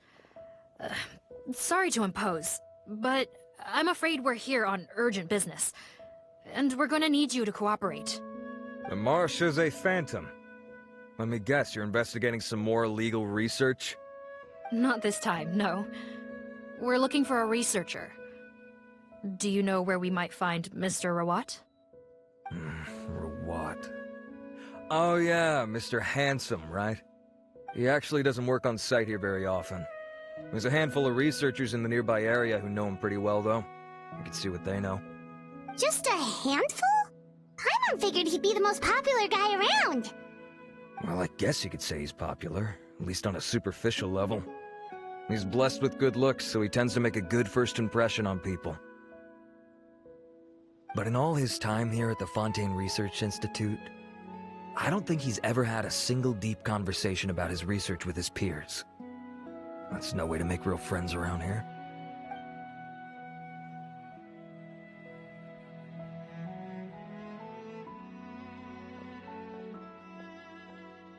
That's so weird. He definitely didn't come across like a recluse at that product promotion. Oh, I don't find that weird at all. He definitely didn't strike me as the kind of guy who's, good at making friends. Really? Paimon couldn't tell. Must be a Melusine perception thing. Okay, we should talk with his acquaintances. But we also need to check the Research Institute for any clues. Let's split up. It'll save us some time. Sure thing. We'll go ask around among the other researchers with Sigewinne. Paimon's suddenly kinda curious to know what everyone really thinks of him.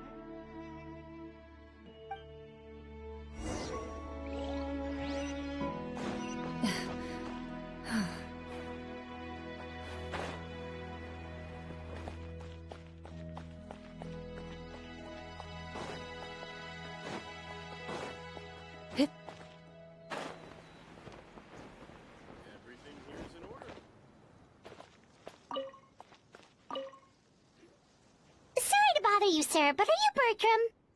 Who's asking? Just some concerned citizens helping out the Marechaussee Phantom with an investigation. We'd like to ask you about Rawat's whereabouts, if that's okay. We're told the two of you are pretty close. Not anymore, we're not. Turns out we don't see eye to eye. Oh yeah? What happened? The thing about us researchers is, most of us do what we do for some sort of higher purpose. But not Rawat. All he cared about was how to commercialize his findings. He won't even let you work with him unless you sign a confidentiality agreement first. Also, he has better control over who gets which intellectual property rights. How are you supposed to get any meaningful research done working with a guy like that? Now that I've got my own technical solution for my compressor, I don't need to work with him anymore. So that's what Rawat is really like. We'd still like to know where to find him. Is that something you can help us with? Wait, you're... Yeah, I know you. You're the head nurse at the Fortress of Meripede. Alright, then I'm happy to help you if I can. I respect the work you do. Medicine serves the highest purpose of all the sciences. Wow, turns out Sigewinne's got some real clout. Thing is, I have no real way of knowing where he might be. I stopped working with him 2 months ago, and I've barely seen him since. But if you want my advice, I'd say go talk to the peddlers.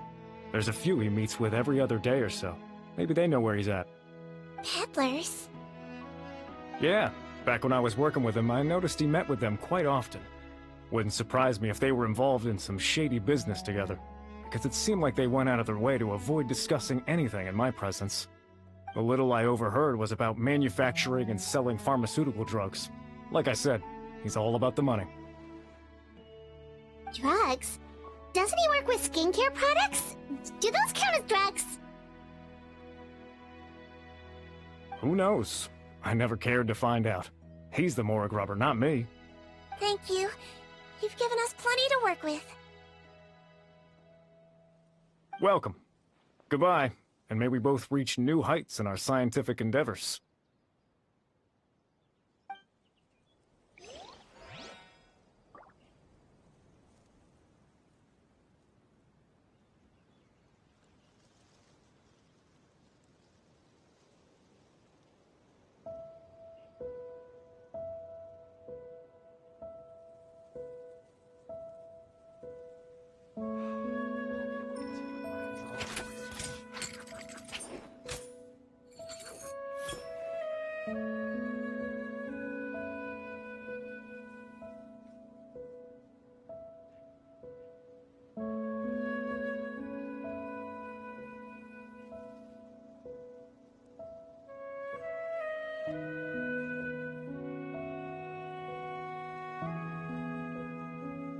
In my role as champion duelist, my opinions do not matter. For when I draw my blade, I am but an instrument of Fontaine's law.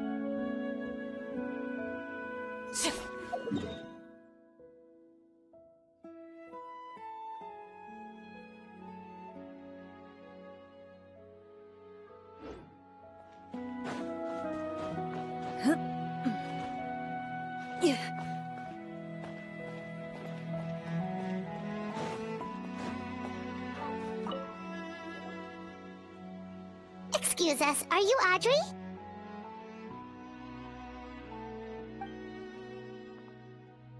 That's me. What is it? Are you close friends with Rawat? We're trying to find out where he is. Close friends? You mean because I told him I had feelings for him once? I doubt I'm the first or last at the Institute to make that mistake. Why would you single me out as a close friend? I should have known, really. Men like him, they just enjoy being surrounded by fawning women. They're not interested in a serious relationship. Okay. We were just kind of wondering if you might know where we can find him. Why would I know where he's at? I barely know him, and he probably doesn't even remember me. Ugh, this is getting annoying. Shall we go ask someone else?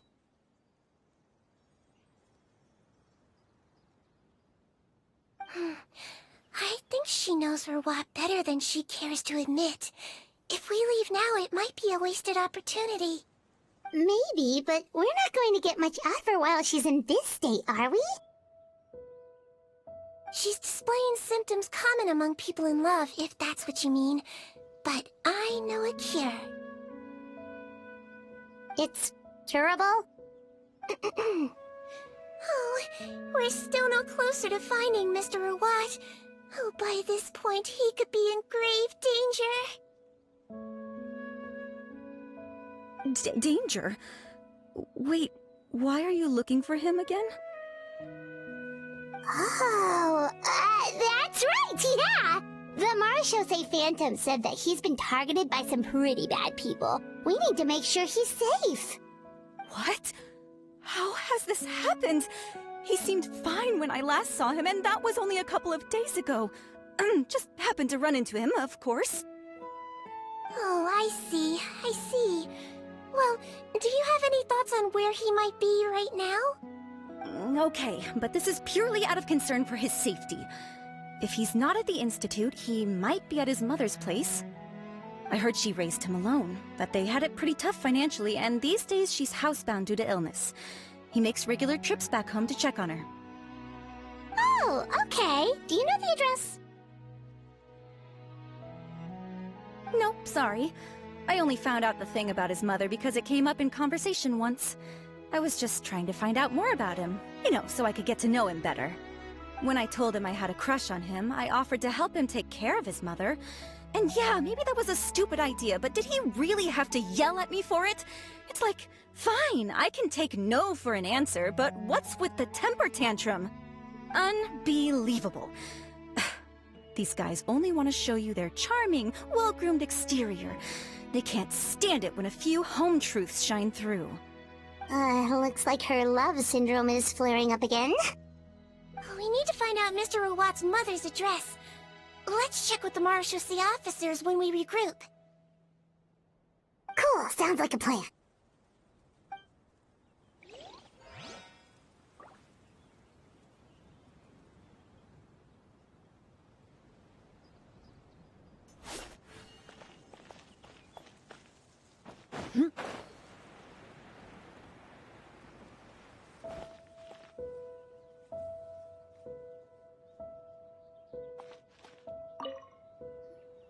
Hey there, are you in Teep? What do you want? We're here to ask about Rawat. Any idea where he might be? We were told you were pretty close with him. Close? Not sure that's the word I'd use. He wouldn't even let me use his patent. Huh? It's been a good few days since I last saw him. I don't know where he's at. Go ask someone else. Would the patent in question happen to be related to the new skincare product he developed?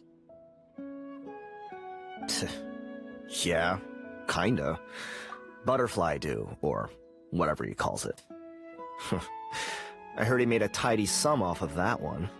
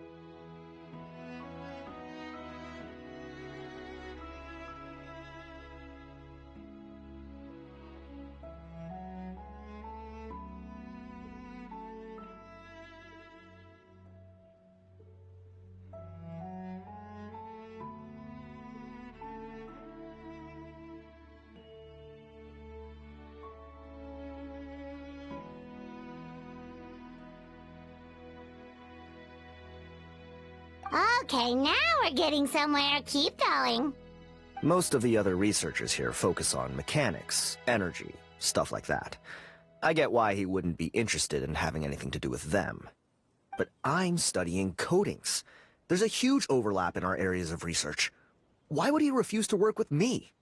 I bought his product once, and noticed it contains a unique substance that might have applications in coatings, too. If it worked out, I could probably make as much as he's making. Don't get me wrong, I had no intention of plagiarizing his work. I was hoping to get official permission to use his findings in my own research. Followed the proper procedure. It was all above board. I would have had to pay him a license fee and everything. But despite that, he turned me down not once, not twice, but 3 times. It's like he's vehemently opposed to the idea of anyone else making the kind of money he does. Huh, so is Rawat antisocial, or is this guy just jealous?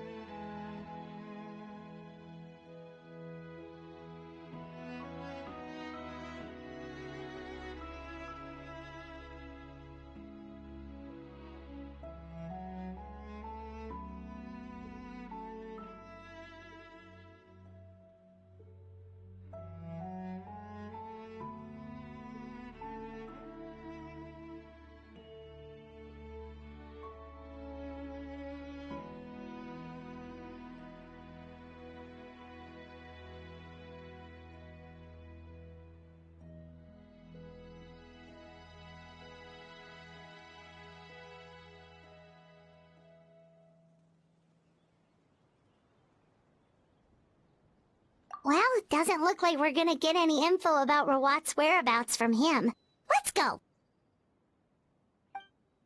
Wait, 1 second. Mr. Antibes, next time you go shopping, you should buy some Buell fruits. Peel the skin, steep in water, then drink. It'll help calm your mood.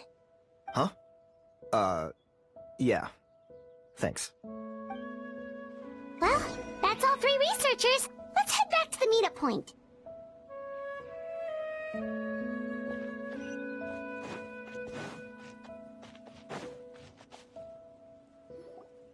You know, Paimon started out thinking Rawat was a handsome researcher with a friendly and cheerful personality. It's such a surprise to learn that his peers have a different impression of him. So, what's your view of him now, Paimon?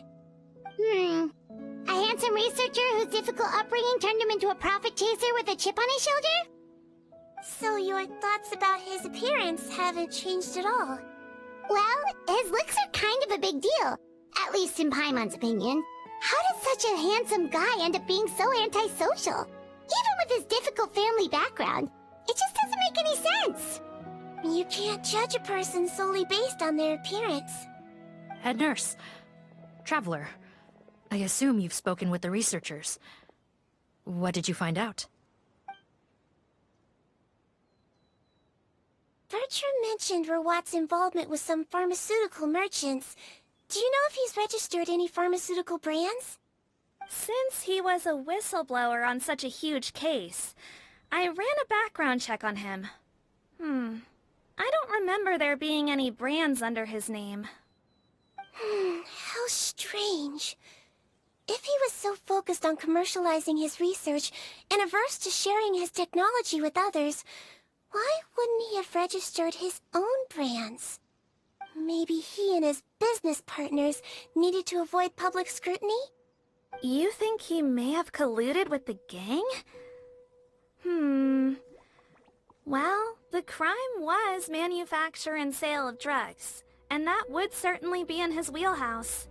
We can't rule it out. Isn't that pretty unlikely, though? He was the one who blew the whistle on them! Most children who come to me with tooth decay have suffered pain for a long time already, but they'll still try to hide the fact that they eat too many sweets. Grown-ups and children aren't so different in that regard. If you say so. I saw him when he came to make his report, and I certainly didn't get the feeling that he was the type to collude with criminals. Perhaps it's more likely that they were coercing him. You mentioned that he comes from a poor family. So, it's possible that the criminals approached him, asking for academic support, luring him in with the promise of riches. By the time he discovered who they really were, he was in too deep. They had leverage on him, so he was forced to keep working for them. I've seen it happen many times before. That does make a lot of sense. It would definitely explain why he was so unwilling to cooperate with his fellow researchers. No wonder he's so unsociable. He must be on edge all the time with a gang of crooks breathing down his neck. In that case, the situation could be worse than we thought. If Rawat was working with the escaped inmates, they're sure to know more about his whereabouts than us. Oh, there's a good chance they'll get to him before we do. Based on the information we've gathered so far, he was last seen 2 days ago. If no one's seen him since, maybe we're too late. 2 days ago? So he went missing right after that product promotion. That was the same day he reported the criminals, too. Not a good sign. Don't worry, everyone. I believe we still have a chance. Since he disappeared right after blowing the whistle, it's likely that he's gone into hiding. Yeah, he must have been worried that they'd come for him. All the more reason to find him as soon as possible. The only lead we have at the moment is his mother's house, which you mentioned earlier. Seath, think you can find the place? Yep. When you register a brand, the Court of Fontaine requires you to provide a legal address. The one Rawat wrote down was in the outskirts of the city. That should be the place. Okay, then there's no time to lose. Let's move.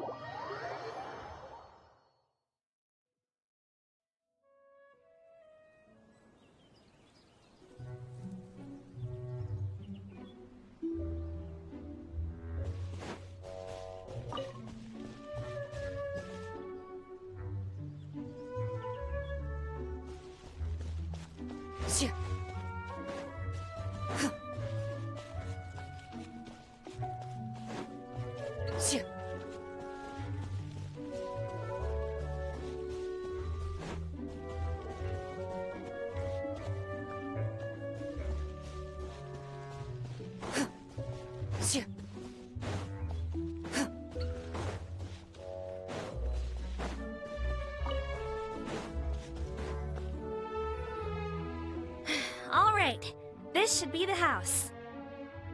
I'm pretty sure this was the address. Okay, I'll knock.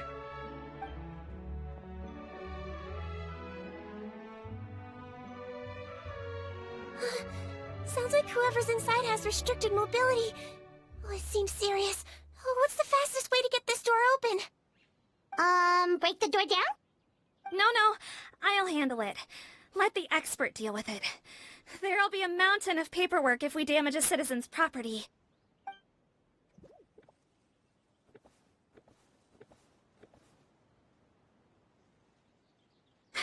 Calm down. Deep breaths. Remember your training. Control your strength. And... it's open!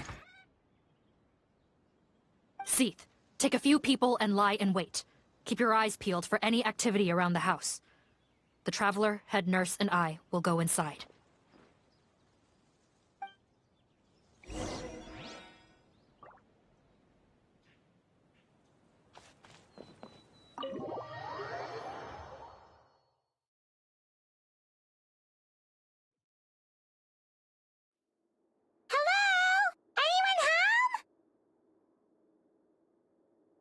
Oh, there. On the bed, there's an old lady. That's gotta be Rawat's mother, right? She doesn't look like she's in any state to be answering our questions, though.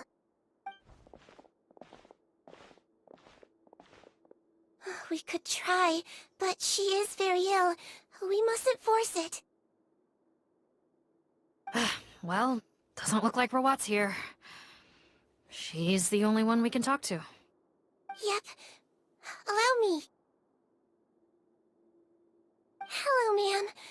Might I ask if you're Rawat's mother? We are trying to locate him.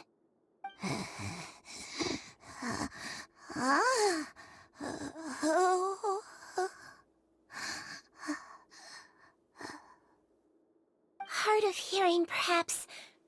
Does anyone have a picture of Rawat? I have one here.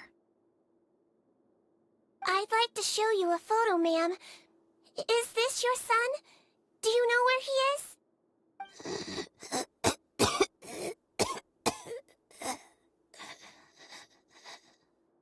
Looks like this isn't gonna work after all. Well, looks like we're out of leads. If Rawat's not here, things are looking very bad for him. Is it possible he could have avoided returning here because he knew he'd be in danger? Maybe. But if so, where do we look next? Maybe we should take another look at the Institute. Yes, so. I suggest we all return there now. We found a good amount of useful information the first time, but perhaps there's something we missed. This is our last hope. Sorry, officer, but could I stay here for a while? This patient requires some care. Of course. Traveler, stay with the head nurse. You're technically here as her assistant after all. Also, I'd like some Marechaussee members to stay as well, and keep an eye on the area. Why's that? If Rawat knows how serious his mother's condition is, he will return. Got it. Okay. I'll tell the squad members in hiding to stay put and keep a lookout. Thanks for helping me out yet again, Traveler and Paimon. No problem. But when you say her condition is serious, do you mean... Yes. She's barely clinging on to life. Oh. Let me take care of a few things first. Could you pass me the towel over there? Yeah, of course.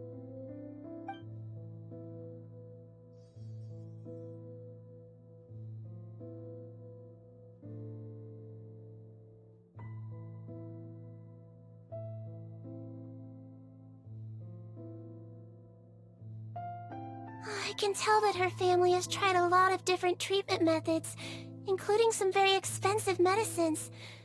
Unfortunately, her condition is so multifaceted that a recovery looks all but impossible. Sigewinne. Paimon bets being a nurse must be pretty tough at times like this. Yes, it makes me a little sad. In Melizine's eyes, a human's birth, aging, sickness, and death are as much a part of natural law as sunrise and sunset. But human medicine can defy that law to some extent. In that sense, it is a science of miracles. That is why I became fascinated with it in the first place. But it was only after I truly became a doctor that I realized miracles don't always happen. Even the greatest doctors cannot cure all diseases. Sigewinne. Well, don't worry about me, Paimon. A doctor's duty is not to cure all diseases, but to treat whatever ailments they can. At the very least, I can lower her fever. That way she'll suffer less, and she might even be able to see her son. Yeah, all the more reason to find Rawat as soon as possible, even if we don't catch those crooks.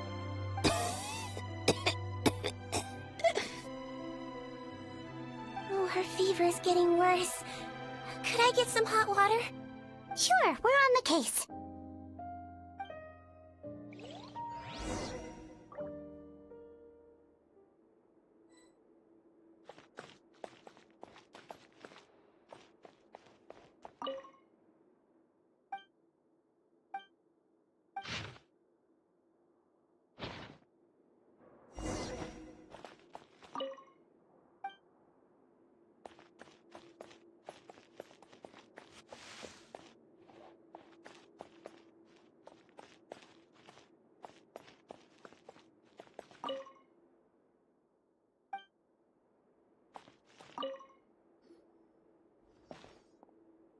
found the hot water?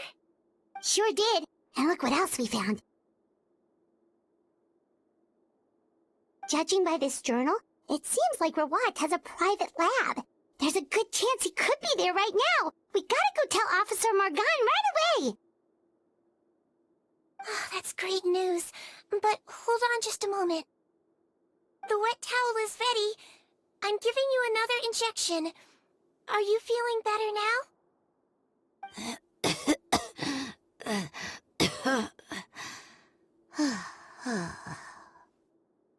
It's all right. We'll go bring him back.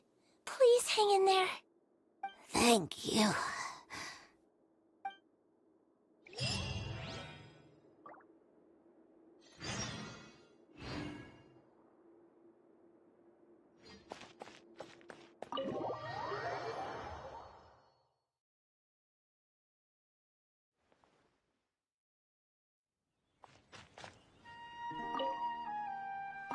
No, don't look this way.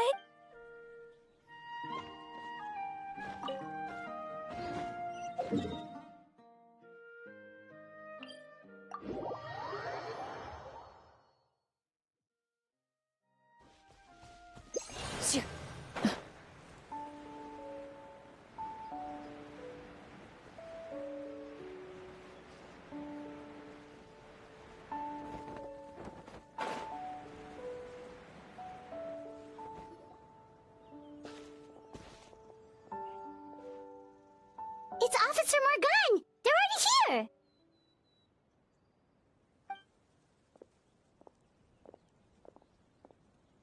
We came as soon as we heard the news. I can't believe we were so careless. The most crucial information of all was hiding right there, in that room. And we missed it. Don't blame yourself. Right now, we need to focus on finding a way in. There's a mechanical door over here! Hopefully the instructions in Rawat's journal will help us open it.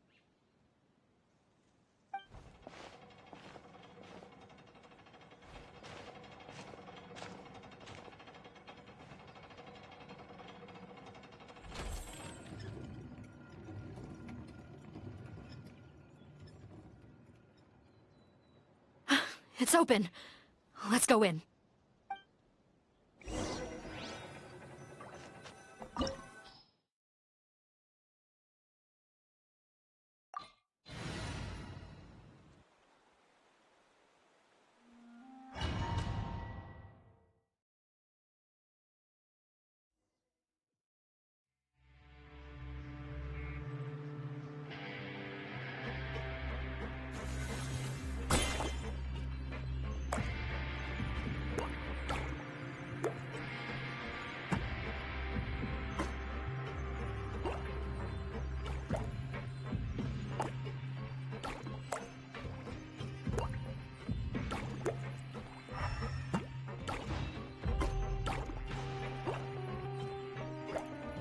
How did they get in here? Captain, up ahead! Those look like our fugitives! So they found this place too? Don't let any of them escape! Well caught!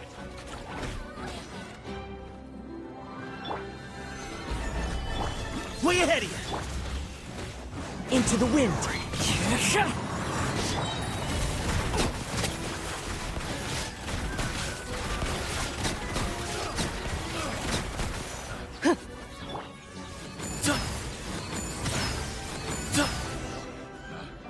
Picked the wrong test subject.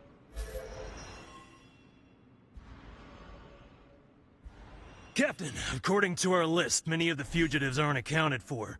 There may be others hiding deeper inside the facility. Ah, so these guys were just the lookout crew. The Marashose Phantom! How did they find this place? Wait, it's that guard from the fortress! That's right, I'm on your side.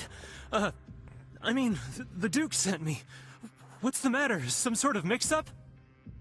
Mr. Odilon, didn't I tell you a few days ago that you need to stop all field work until you've recovered? Ah, well, you know, gotta help His Grace out, share the load. Officer Morgan, this man is an imposter. The real Mr. Odilon has no recent health issues. What? But I... Looks like the head nurse was right about the face-swapping method. Arrest them all! DuPont, stay here and keep guard. And watch the exit. If we're not back soon, call for reinforcements. Got it.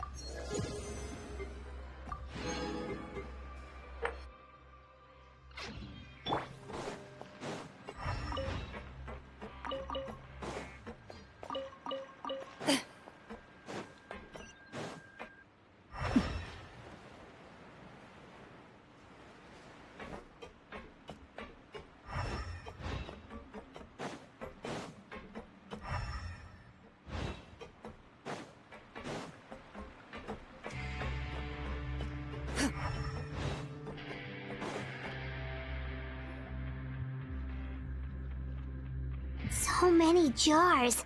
Was this some sort of production facility? This scent, it's probably the ingredients used to make butterfly dew.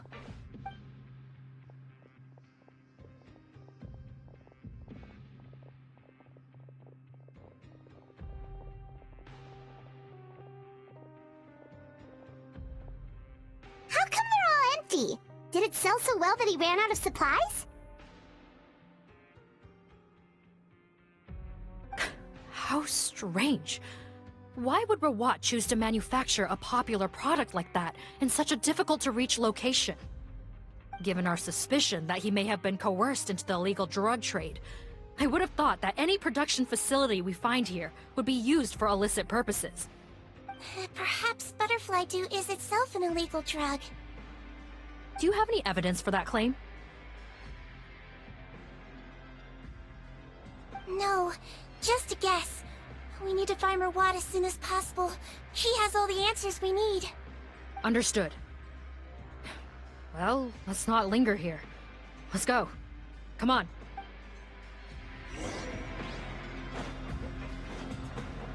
Shoo.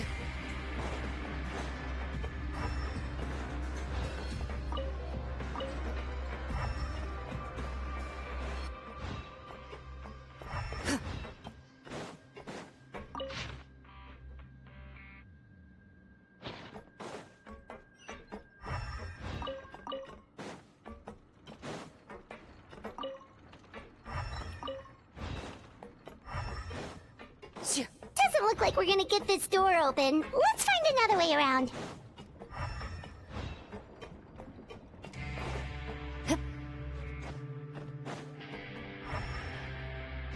This one's closed too! What's with those carts and tracks? Oh, maybe it's one of those doors that opens when it senses cargo passing through. There's a loaded cart right over there. Let's bring it to the door and give it a try!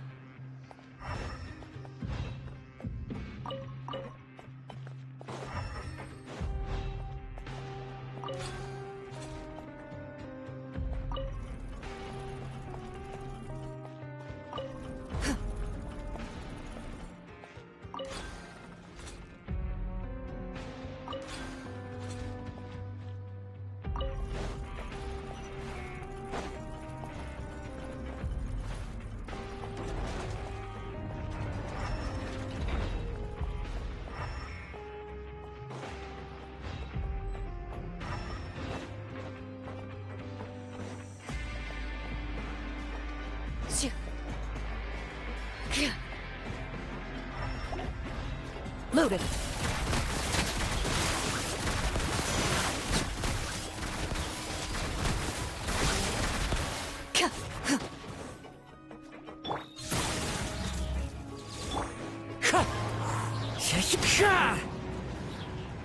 One with nature. I swear, it's for medical research.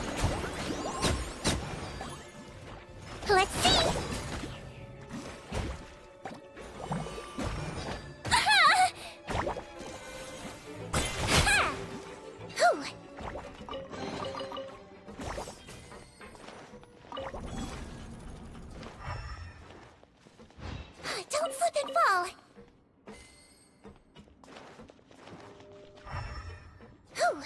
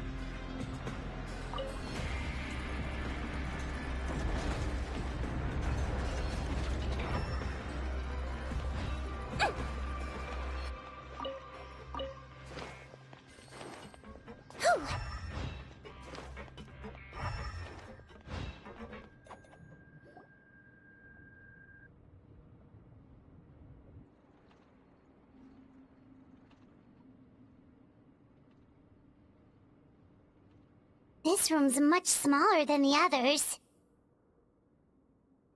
Judging by the implements on the table, this looks like a potion-making lab. Head nurse! Over here!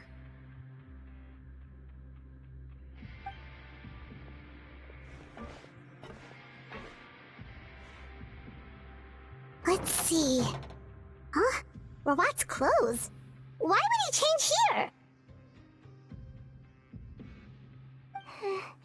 Perhaps they stripped him down, left the clothes behind, and disposed of him somewhere else? Yikes, Sigewinne, where did that come from? Oh, what a tragic way to go. Especially with such a bright future ahead of him.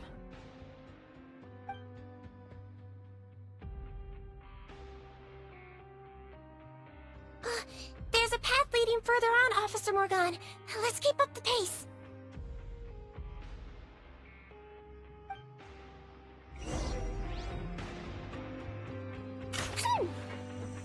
Don't slip and fall.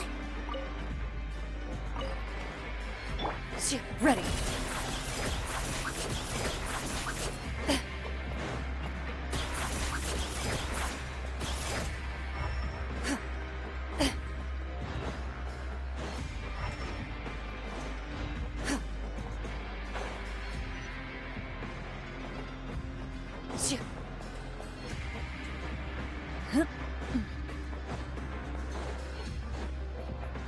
Into the shadows.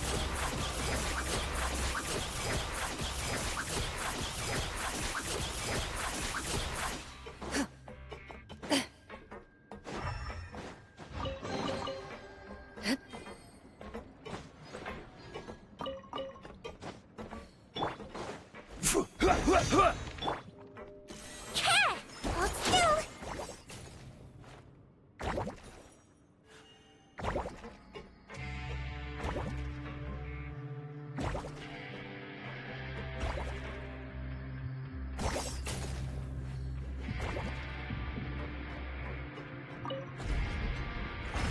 Floaty floaty.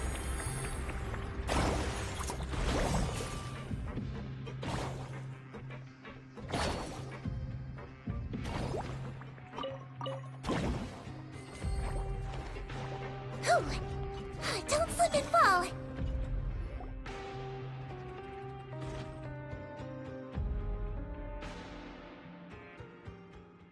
Shh! There's a whole bunch of people in there.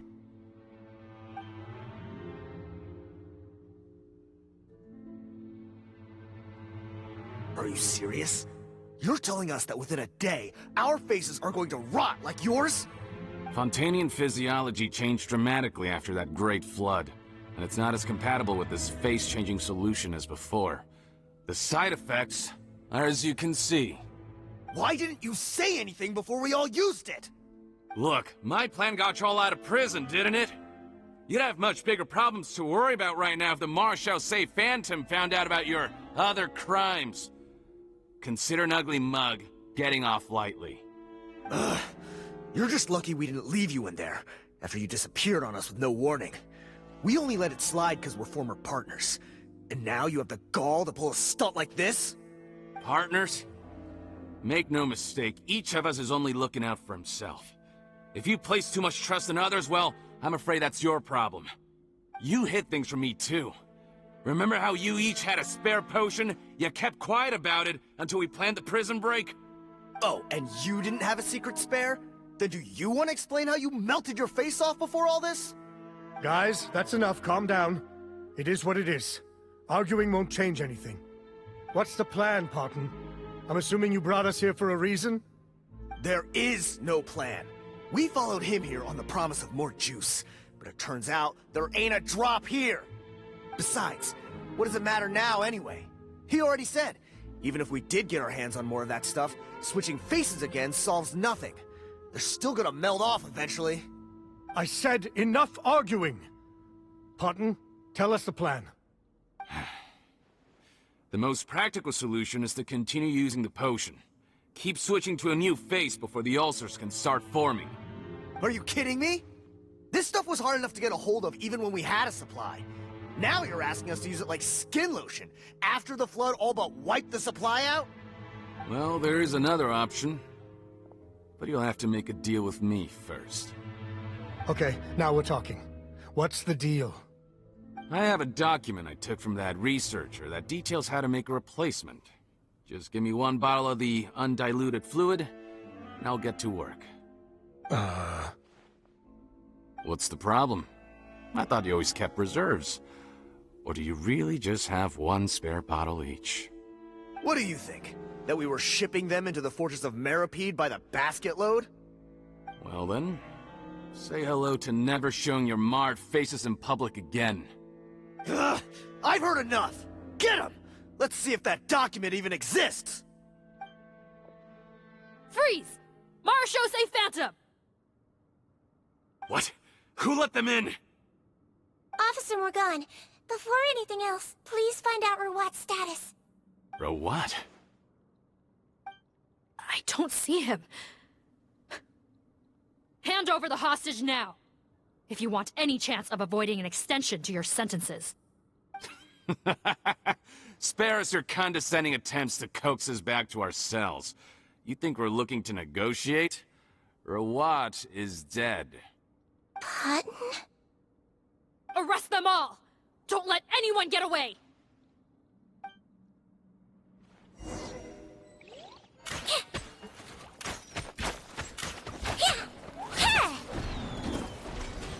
Wibbly wobbly!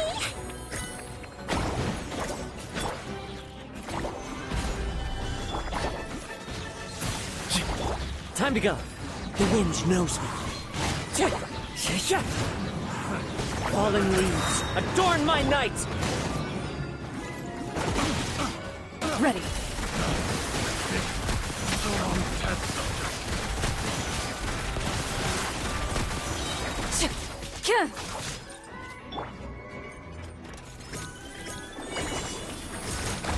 Don't be nervous! Just relax! Excuse me? Into the wind.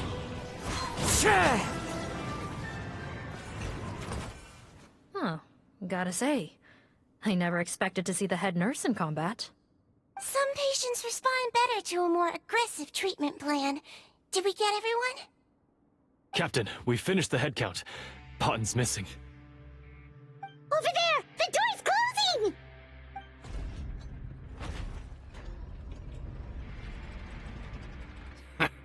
One group trying to arrest me, another trying to hunt me down. Good. I gotta kill two birds with one stone.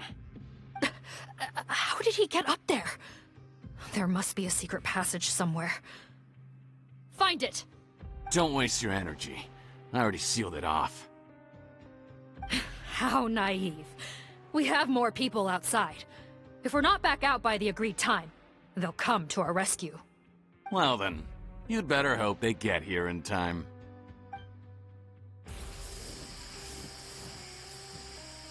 There's some kind of gas leaking from the pipes.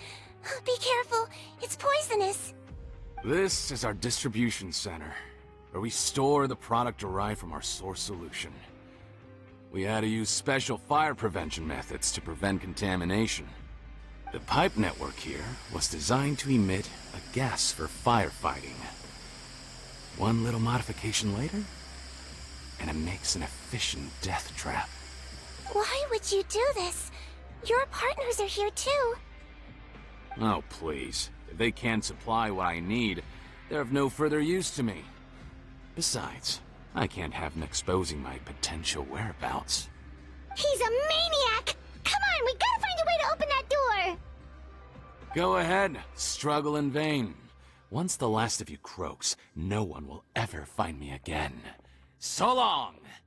Are you sure you're ready to leave, Potton? You haven't changed your dressing today. You can't cure my face, just give up. And what if I could? Nice try. You're just trying to stall me. Don't you worry about me. I'll find a way to cure my face once I get out of here. Oh, I doubt it. After all, Fontanians can no longer dissolve in primordial seawater. What the... How did you... The key component of the face-changing potion is the fluid left behind by dissolved Fontanians. It might look like ordinary water, but it has some unique elements in it. Before the flood, all Fontanians were oceanids, physiologically speaking. A potion made from that fluid could dissolve and reconstruct the face of a Fontanian in much the same way as hydroidolins change form. Theoretically, it could give someone any appearance they wished. But since the flood, Fontanians have become true humans. They can no longer provide the source material for this potion, nor reap its benefits. Are you saying this potion is made from Fontanians dissolved with primordial seawater? Then their crimes are far worse than I thought. How could you know all of this? No, wait. Of course! Well, well. So that's why you have a human appearance. It also means that I have a formula you're unaware of. The air's getting thicker. It's getting hard to breathe.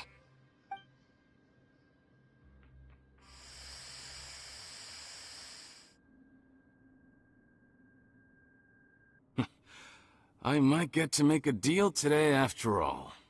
Alright, keep talking. How do you intend to give me the formula? Oh, it's not a formula, but a finished product. I have a bottle of it right here. What? When I tried Rawat's skincare product, I noticed it had a certain special component in it. So I had my friends gather some other ingredients for me, and sure enough, a little experimenting later, I'd produced the potion. I'm guessing his skincare lotion contains the fruits of your joint research? Huh. Impressive guesswork. Yeah, we were a supplier for some of the raw ingredients. But it only contains a tiny amount of the active ingredient. The effect is minuscule compared to the undiluted fluid. Well, I found a way to reverse the dilution process, giving the skincare lotion a similar effect to the fluid it is derived from. That's impossible. If I tell you some of the ingredients, I think you can figure it out. First, you need to combine tainted hydrophantasm tissue with transoceanic pearls at a ratio of around 3 to 7. Tainted hydrophantasms and transoceanic pearls. I see. Can't believe I never thought of that. So, Can we make a deal? Sounds good to me. There's a delivery pipeline beneath this window. Drop the potion in, and I'll release you all. Nope, not trusting you that easily. You're like those naughty kids who try to hide their illness. Open the sluice gate first, then I'll hand you the potion. Even if you're not bluffing, your potion won't cure my face permanently. You really think you have any leverage here? I'm not closing the valve this time. Clock's ticking. Fine, then I'll just stand here with the potion in my hand. And when I faint from the poison, I'll drop it and it'll be destroyed. No.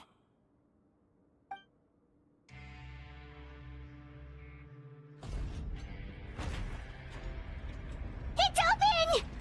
Disable that sluice gate! Jam it! Don't let it close again! That's more like it. In that case, a promise is a promise. Head nurse, there's too much poison gas in here. We have to leave, now!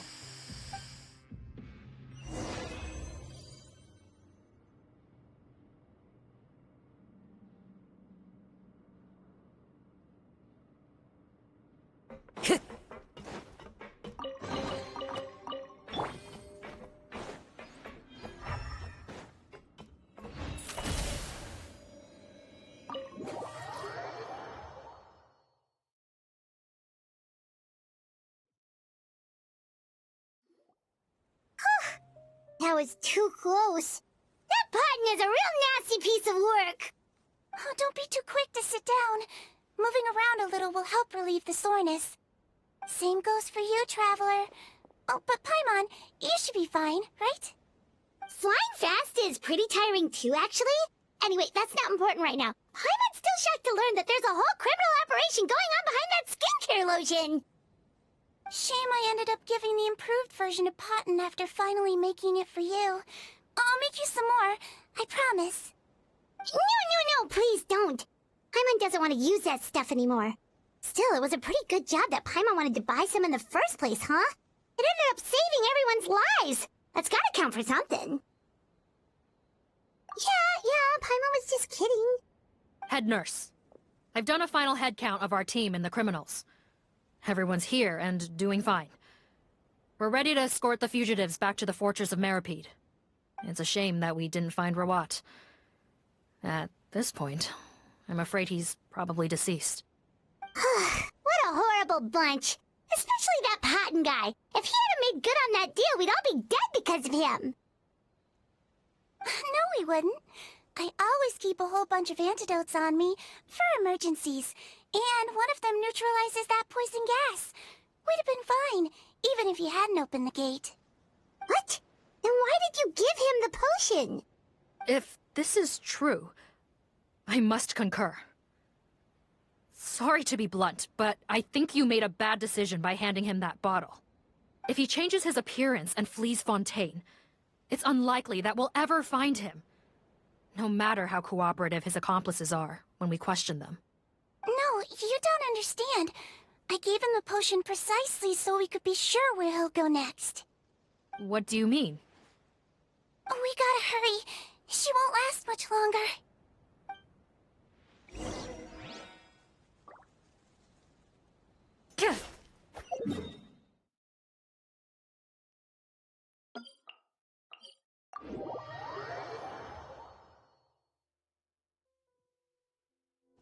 Loaded.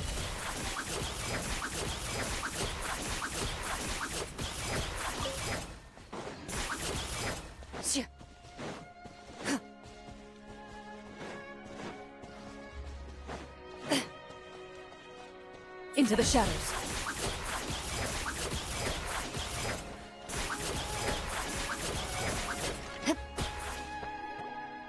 Don't move a muscle. I might be short, but I pack a mean punch. Captain, you're just in time. While I was lying in wait, I spotted this crook snooping around, trying to find a way in. So I detained him. Whoa. His face. Are you... Potton? So this is where you were heading, huh? What? This is how Potton looked before his face was marred. His current appearance matches the mugshot on his arrest warrant. I see.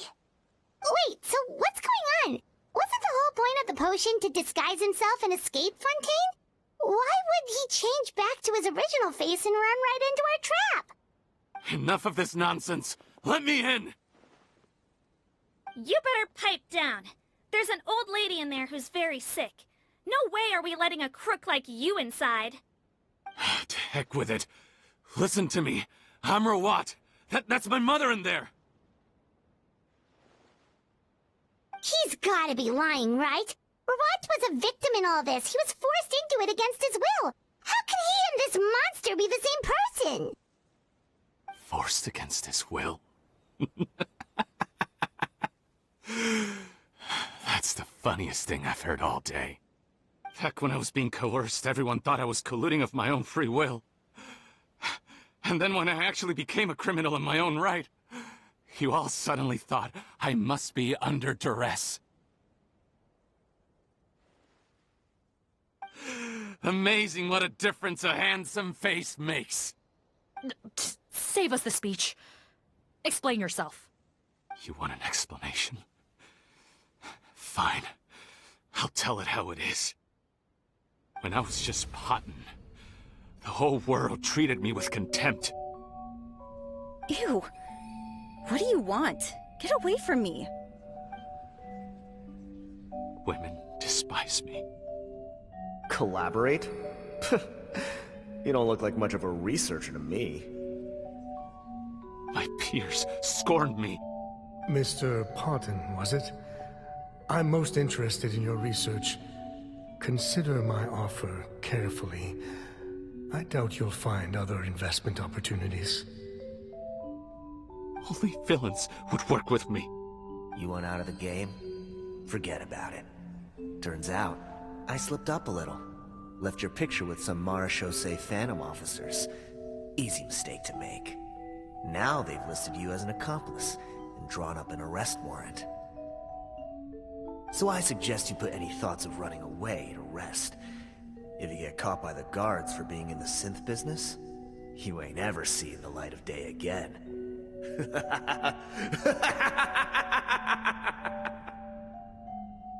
There was no way out for me. Until I could stop being Potton. Mr. Rawat, I have something I'd like to tell you. I became popular with women. This new potion you developed is fascinating. Genius, in fact. Would you consider working with me? I'd be happy to sign a licensing agreement.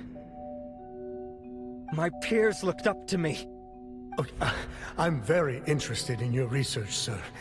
You must no doubt have offers from countless investors, so far be it from me to ask for a full collaboration, per se. I merely wanted to express my interest. No pressure at all, naturally. And the villains even began to fear me. Becoming Rawat showed me what a superficial world we live in. But I did not hold a grudge. After all, this superficiality could be made to work in my favor. Or so I thought. But alas, the world seemed bent on finding a reason to make me despise it. Mother, I'm back. How are you doing? Who are you? I bought the best medicine Mora could buy, but nothing would cure her illness. In the end, I hoped she'd at least be able to see her son one last time before she passed, but when everyone else rejected me, the only person who cared about me was my mother. Then, when I became a rising star in the Fontaine Research Institute, I was unrecognizable to her. I have to let her see me again. Even if it means donning my own wretched, ugly face. Well, is that enough explaining for you? Now do you understand? Let me inside already! Have you ever considered if you'll even be able to look your mother in the eyes after what you've done? You found a way to completely change your identity. You could easily have escaped from them. But no, you chose to keep working with them. Why would I want to give up on such a lucrative business? The profits were dozens of times that of the synth business, and it was all above board.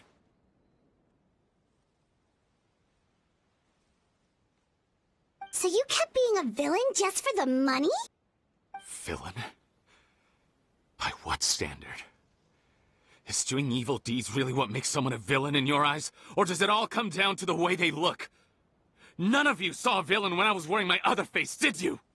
You have no right to judge me! You're all just fake people living in a hypocritical world! I regret nothing! My mother would understand! You're a villain to the core! But especially that tongue! Honestly, I don't see a villain when I look at your current face either. Don't humor me. You don't seem surprised by my confession in the least. How long have you known the truth? I didn't know anything for sure until you chose to take that potion bottle and spare our lives. But if you're asking when I started suspecting you, it was the first time you came to see me at the infirmary. I had to confirm my suspicions. That's why I chose to join this investigation. Are you kidding me?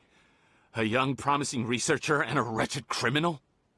What on earth gave you the idea that they could be one and the same person? Well, there were no visual clues. This potion's face-changing effects are very powerful. Even as a Melusine, I couldn't see through the disguise.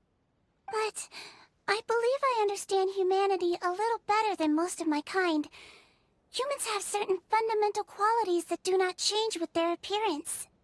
Fundamental qualities, huh? So you think you're the one who's seen through me, do you? Most people probably don't know this, but I think I can guess what your deal is. Melusine constitutions are very close to that of water, so it stands to reason that the potion should work on them too. You use it yourself, didn't you? That's why you have a human appearance. Sigewinne? Yes, you're right.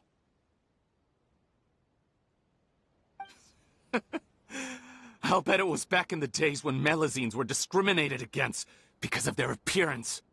It was either carry on living in the gutters as part of an alien race cast out by humanity, or become the head nurse of the fortress of Meripede, revered by all. Not a hard choice to make. It's a no-brainer. So you see, you and I were the same. And I'm the one who saw through you! That's not important right now. You came here to see your mother, didn't you? Well, I can grant you your wish. Huh? Head nurse, I'm not sure that's a good idea in his current state. Don't worry. Back in the warehouse when I traded the potion for our lives, I was doing it to test him. He was willing to risk sacrificing his only chance of escaping capture by opening the gate in exchange for the potion. Also, he could see his mother again.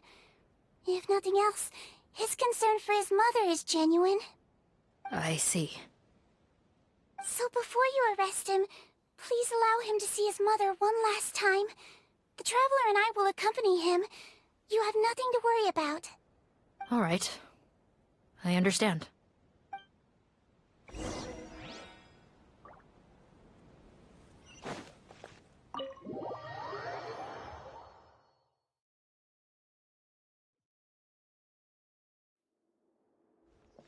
Mom? It's me, Potton. Your son. You recognize me now, don't you? Mom, what's wrong? I'm sorry, but I have some bad news.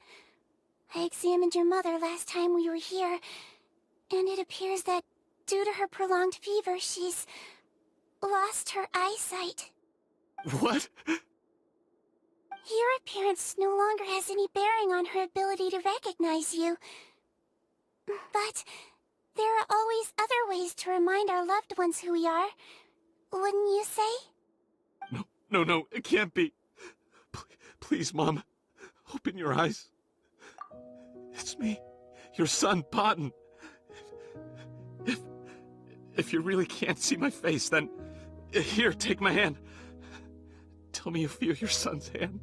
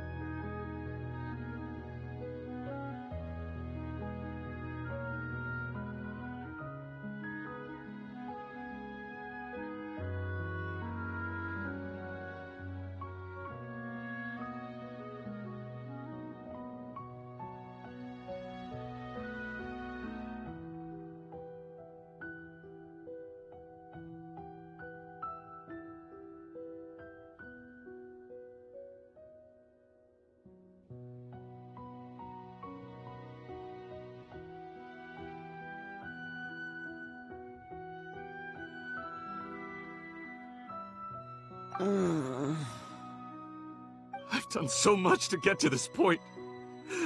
Please, you have to recognize me.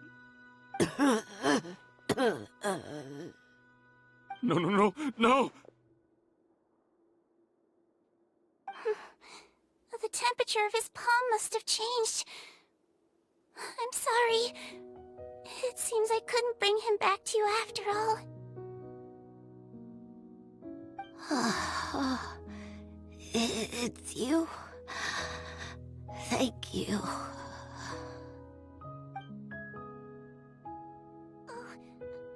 Of course. Mom, why will you answer her and not me? Why? Why? No more questions, Potton. She's gone. Mom? Mom? I'm sorry to say this, Potton, but you and I are not the same.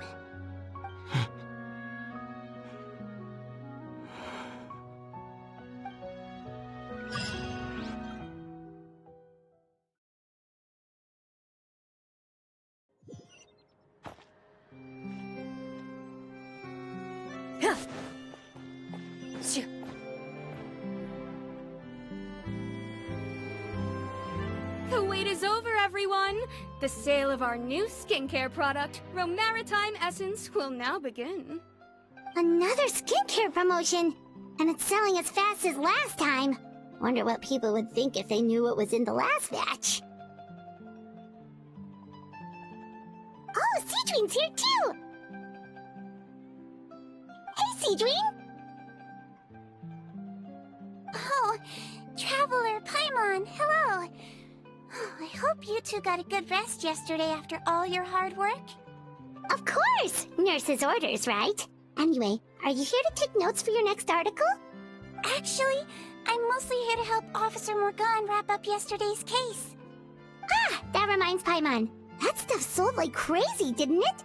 Is it gonna cause huge problems? Nope, there's nothing to worry about. Unless modified, Butterfly Dew is an excellent skincare product that's completely safe to use. Besides, officers have already retrieved all Butterfly Dew purchased on the market.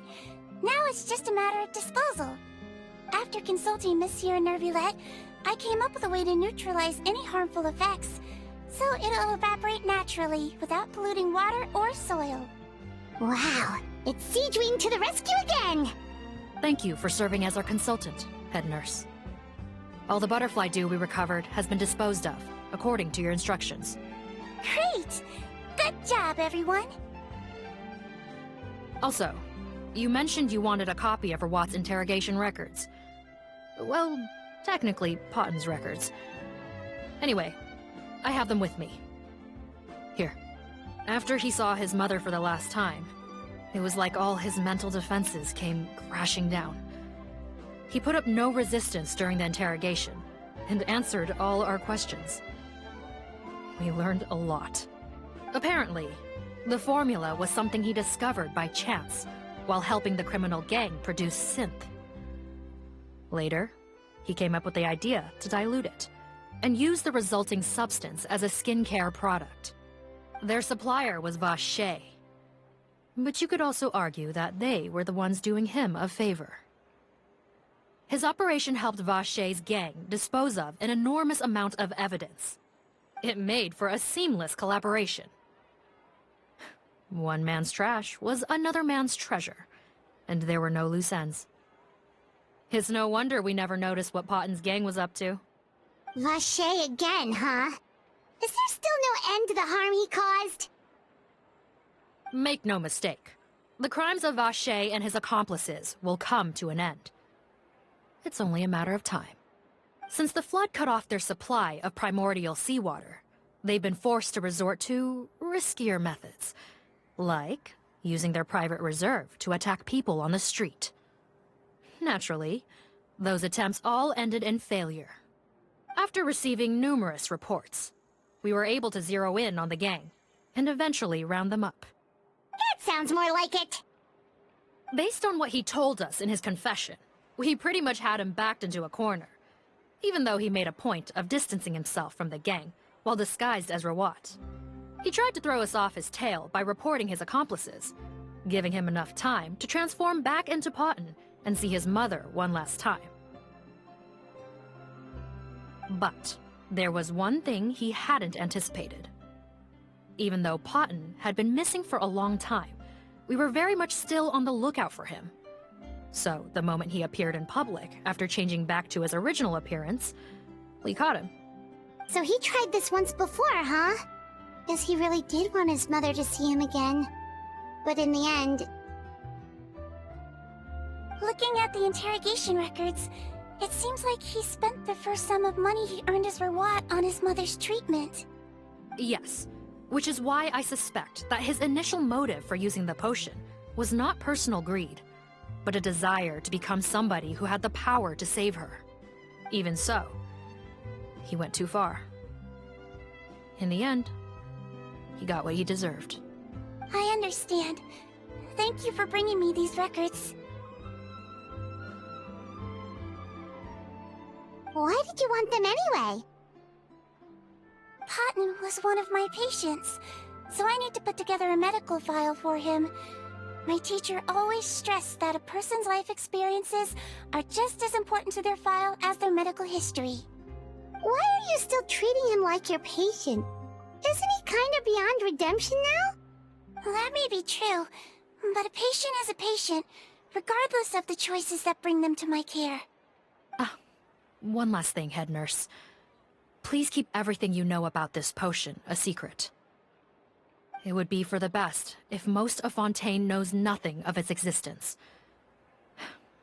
I know my fellow officers and I will be able to sleep easier if that's the case. Of course, not to worry. Thank you for understanding. I'll take my leave then. So, Sigewinne, did you really use that potion yourself? Why do you sound so surprised, Paimon? I told you all about it. It was quite a while ago now. You mean that story about the witch and the potion? So it was really, actually, genuinely a true story? Yes, it really actually genuinely was. But...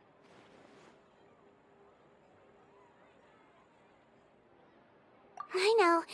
There are some secrets I can't tell anyone about. But considering everything we've been through together, I know I can trust you with them. Before I tell you though, could you follow me somewhere? I want to pay my respects to an old friend. Of course!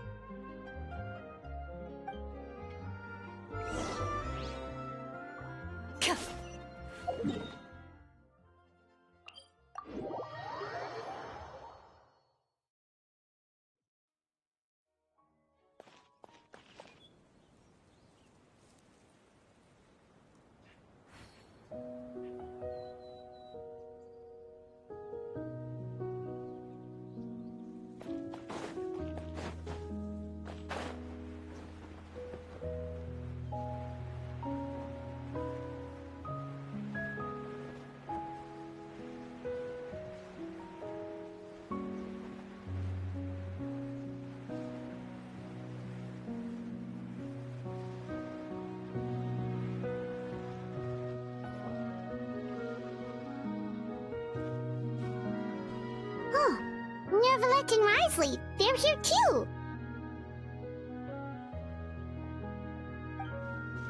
Good to see you, Traveler. Paimon. I trust all has been going well for you? Big news, everyone. The Udex is out of his office on important business. Is that genuinely something people would consider big news? Why wouldn't they? Important business is a big deal. Ah, yes, you're quite right. When someone you care about requires emotional support, being there for them at the right time and place is of the utmost importance. After reading the Maréchal Phantom's reports, I had a feeling a trip here might be in order. Take note. That, my friends, is how Monsieur Neuvillette shows that he cares. We're both here for the same purpose, actually. To accompany Sigewinne as she pays her respects to her late teacher. So the old friend she mentioned was her teacher then? The witch? Oh, sorry. Paimon didn't mean to be rude. It's only 'cause Sigewinne calls her that all the time, so... I doubt she considers that title to be offensive, Paimon. Don't worry. Indeed. In fact, I believe Sigewinne would take it as a sign of affection. She has spoken of this doctor on many occasions, and it sounds like she was a truly generous individual. In those days, many people harbored prejudices against Melusines. She was the only teacher willing to take Sigewinne on as a student. Wow. It's really nice of you two to be here for Sigewinne. Guess you guys really look out for your younger colleagues, huh? Younger colleague? Well, that might be true for the Udex, but I'm not sure I can say the same. Sigewinne served a sentence in the fortress of Meripede hundreds of years ago, and after she did her time, she decided to stick around. She's been an integral part of our administration ever since. Strictly speaking, the head nurse has been around longer than most people in the fortress, myself included. Pretty sure that makes me the younger colleague. She served a sentence? Yes. Long before I became Udex, there was an ancient law in Fontaine that prohibited any attempt to transform another species into a human.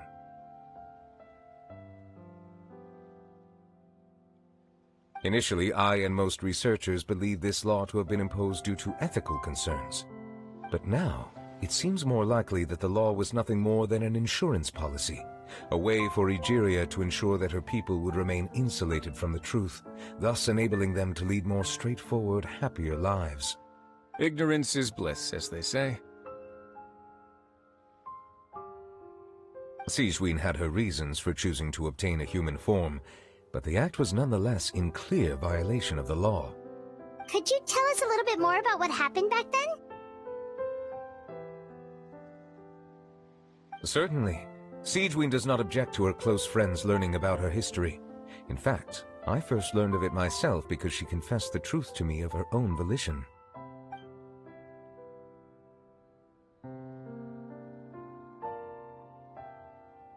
Even with their daughter so ill, they kicked you out? Stubborn as always. And prejudice isn't a disease I can cure either.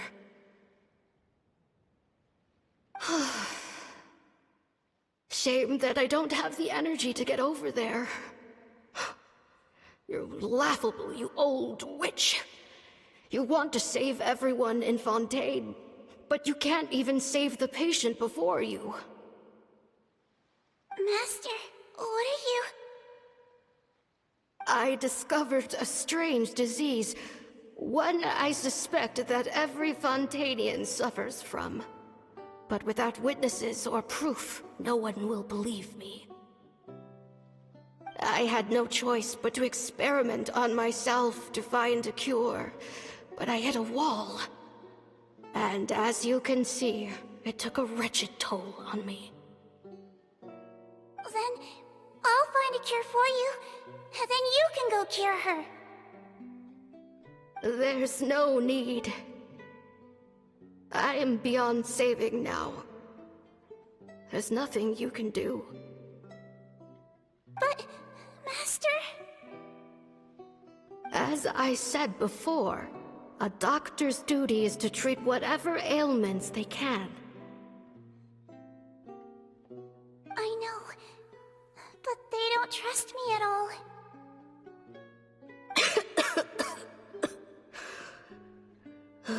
That girl. She's your first ever patient, isn't she? Tell me, what cost are you willing to bear to see her cured? I'll do whatever it takes. Even if it means breaking the law and being punished for it? As long as I don't hurt anyone. Yes.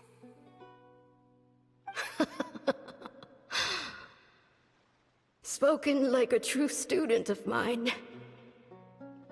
Then I shall make one more final gamble. And see my experiment through to its end. Leave me for now, and come back in 2 hours. If I am able to work this miracle, then I will have found a way to save all Fontanians, and I shall be able to help you treat that girl. If not, then it means there is one more disease in this world that I cannot treat. In that case, do not come looking for me. I will leave you a parting gift. An accidental discovery happened upon through my study of this strange disease. It has little use, but it will at least help you cure this one patient you can reach.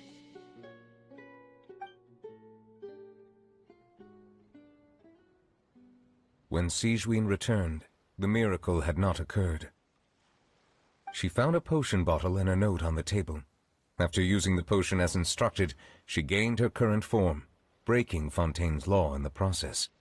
And after I had confirmed the veracity of the events, I gave my verdict. So that's what happened. I fear Sigewinne only understood the full story after the truth about the dissolution of Fontanians was uncovered. When I reflected on all this with that knowledge in hand, I felt a deep sense of regret. As I use the law to uphold justice, there are times when I cannot help but acknowledge its ruthlessness. After the final details of the events surrounding Sigewinne's transformation came to light, I checked several sources and, thankfully, the legal code does not require Sigewinne to shoulder any additional punishment. Wonder how she feels about all this. Since she invited you here, I imagine she intends to speak of these matters with you, no?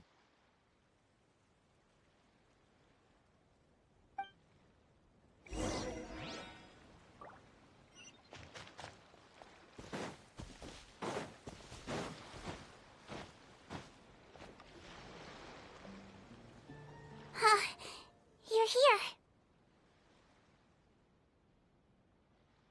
The old friend I mentioned was my teacher. When she passed, her body was nowhere to be found. All that's left of her is an empty tomb. And even that's deep underwater now. Sigewinne, the witch who gave you the magic potion, she was your teacher, wasn't she? Sounds like Monsieur Neuvillette filled you in. After learning the truth, it must have been hard to process, huh? Well, to be honest, after I realized what really happened that night, my first thought was that it kind of made sense. It seemed exactly like the sort of thing she would do. But she was planning to sacrifice herself and never told you! That's just who she was. If lying is what it took to get a kid to take their medicine, then that's what she'd do.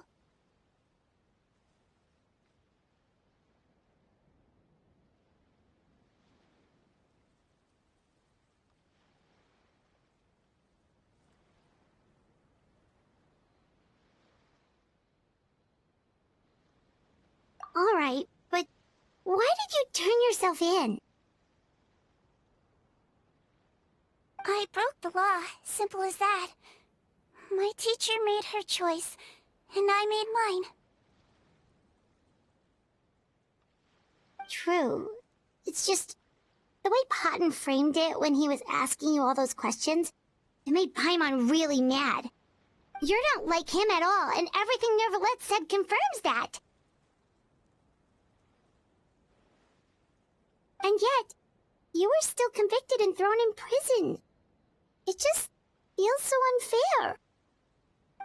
Unfair? I happen to think just the opposite. If I hadn't served that time, I'm not sure I would have been able to stay strong when he was questioning me. Well, what makes you say that? I knew you'd be curious. Let me tell you a story.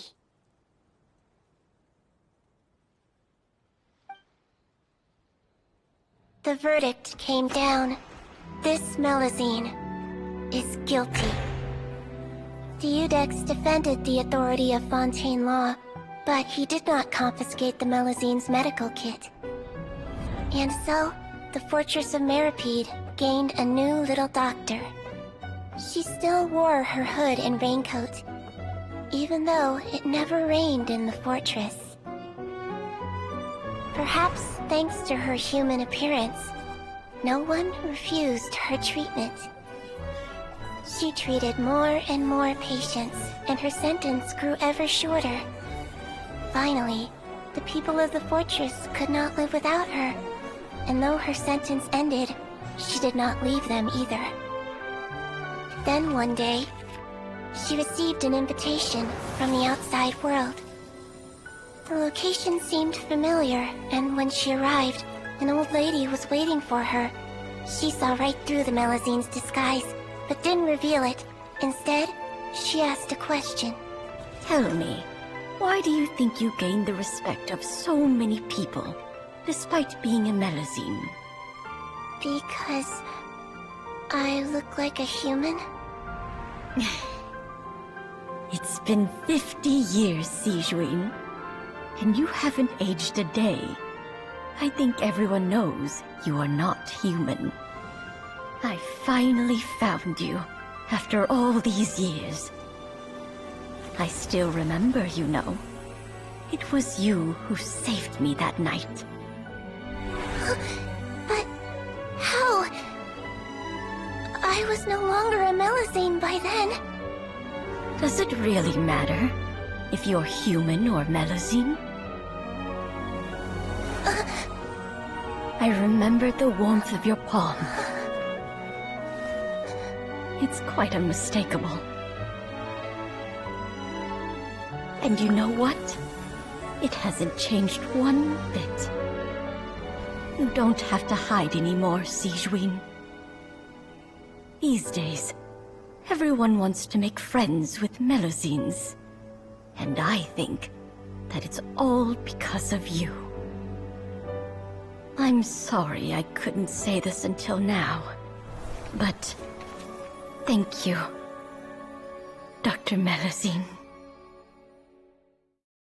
Now that's an ending Paimon can get behind.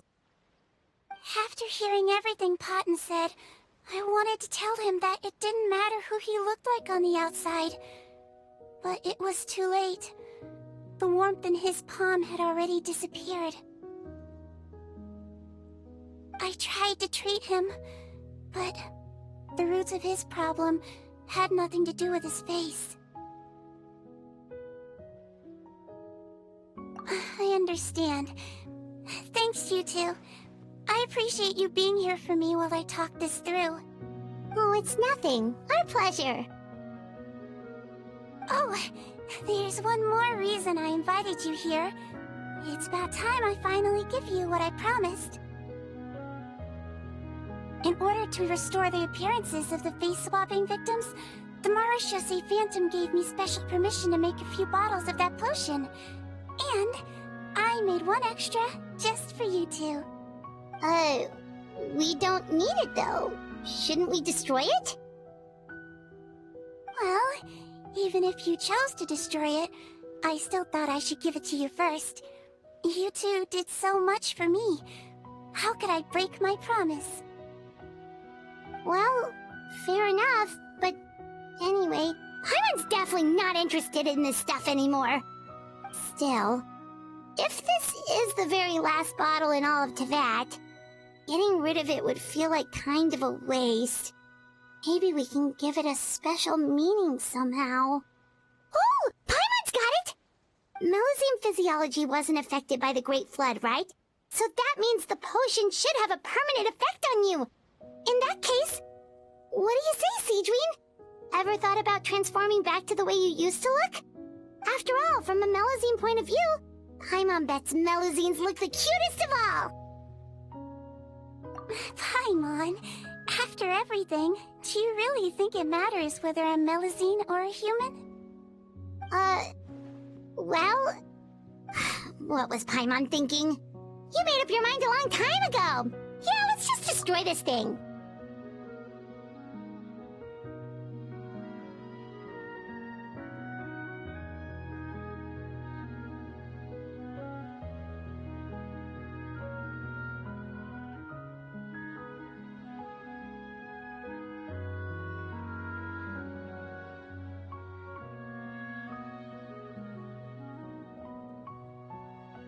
Leave it to me.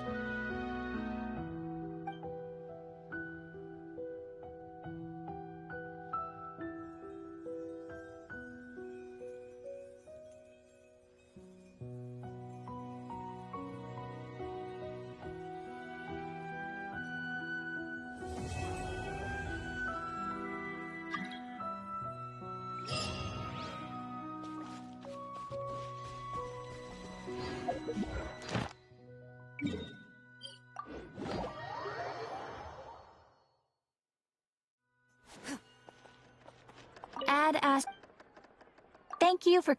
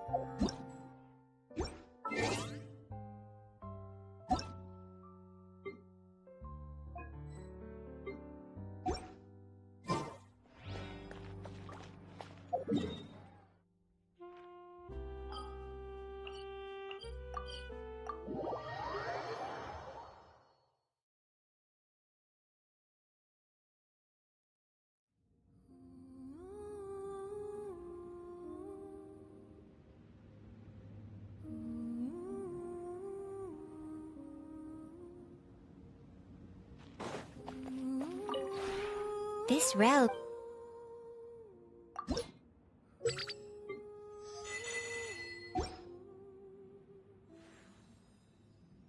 If you ever...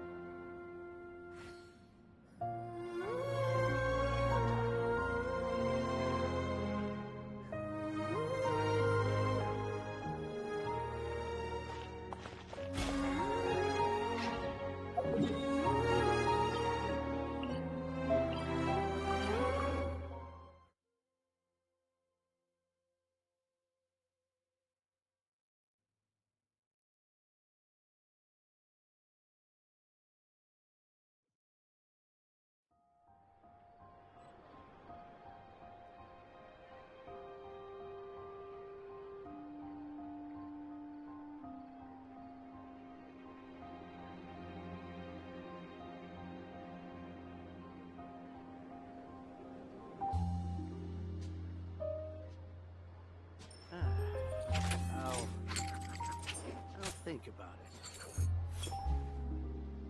There'll be an extra fee for that.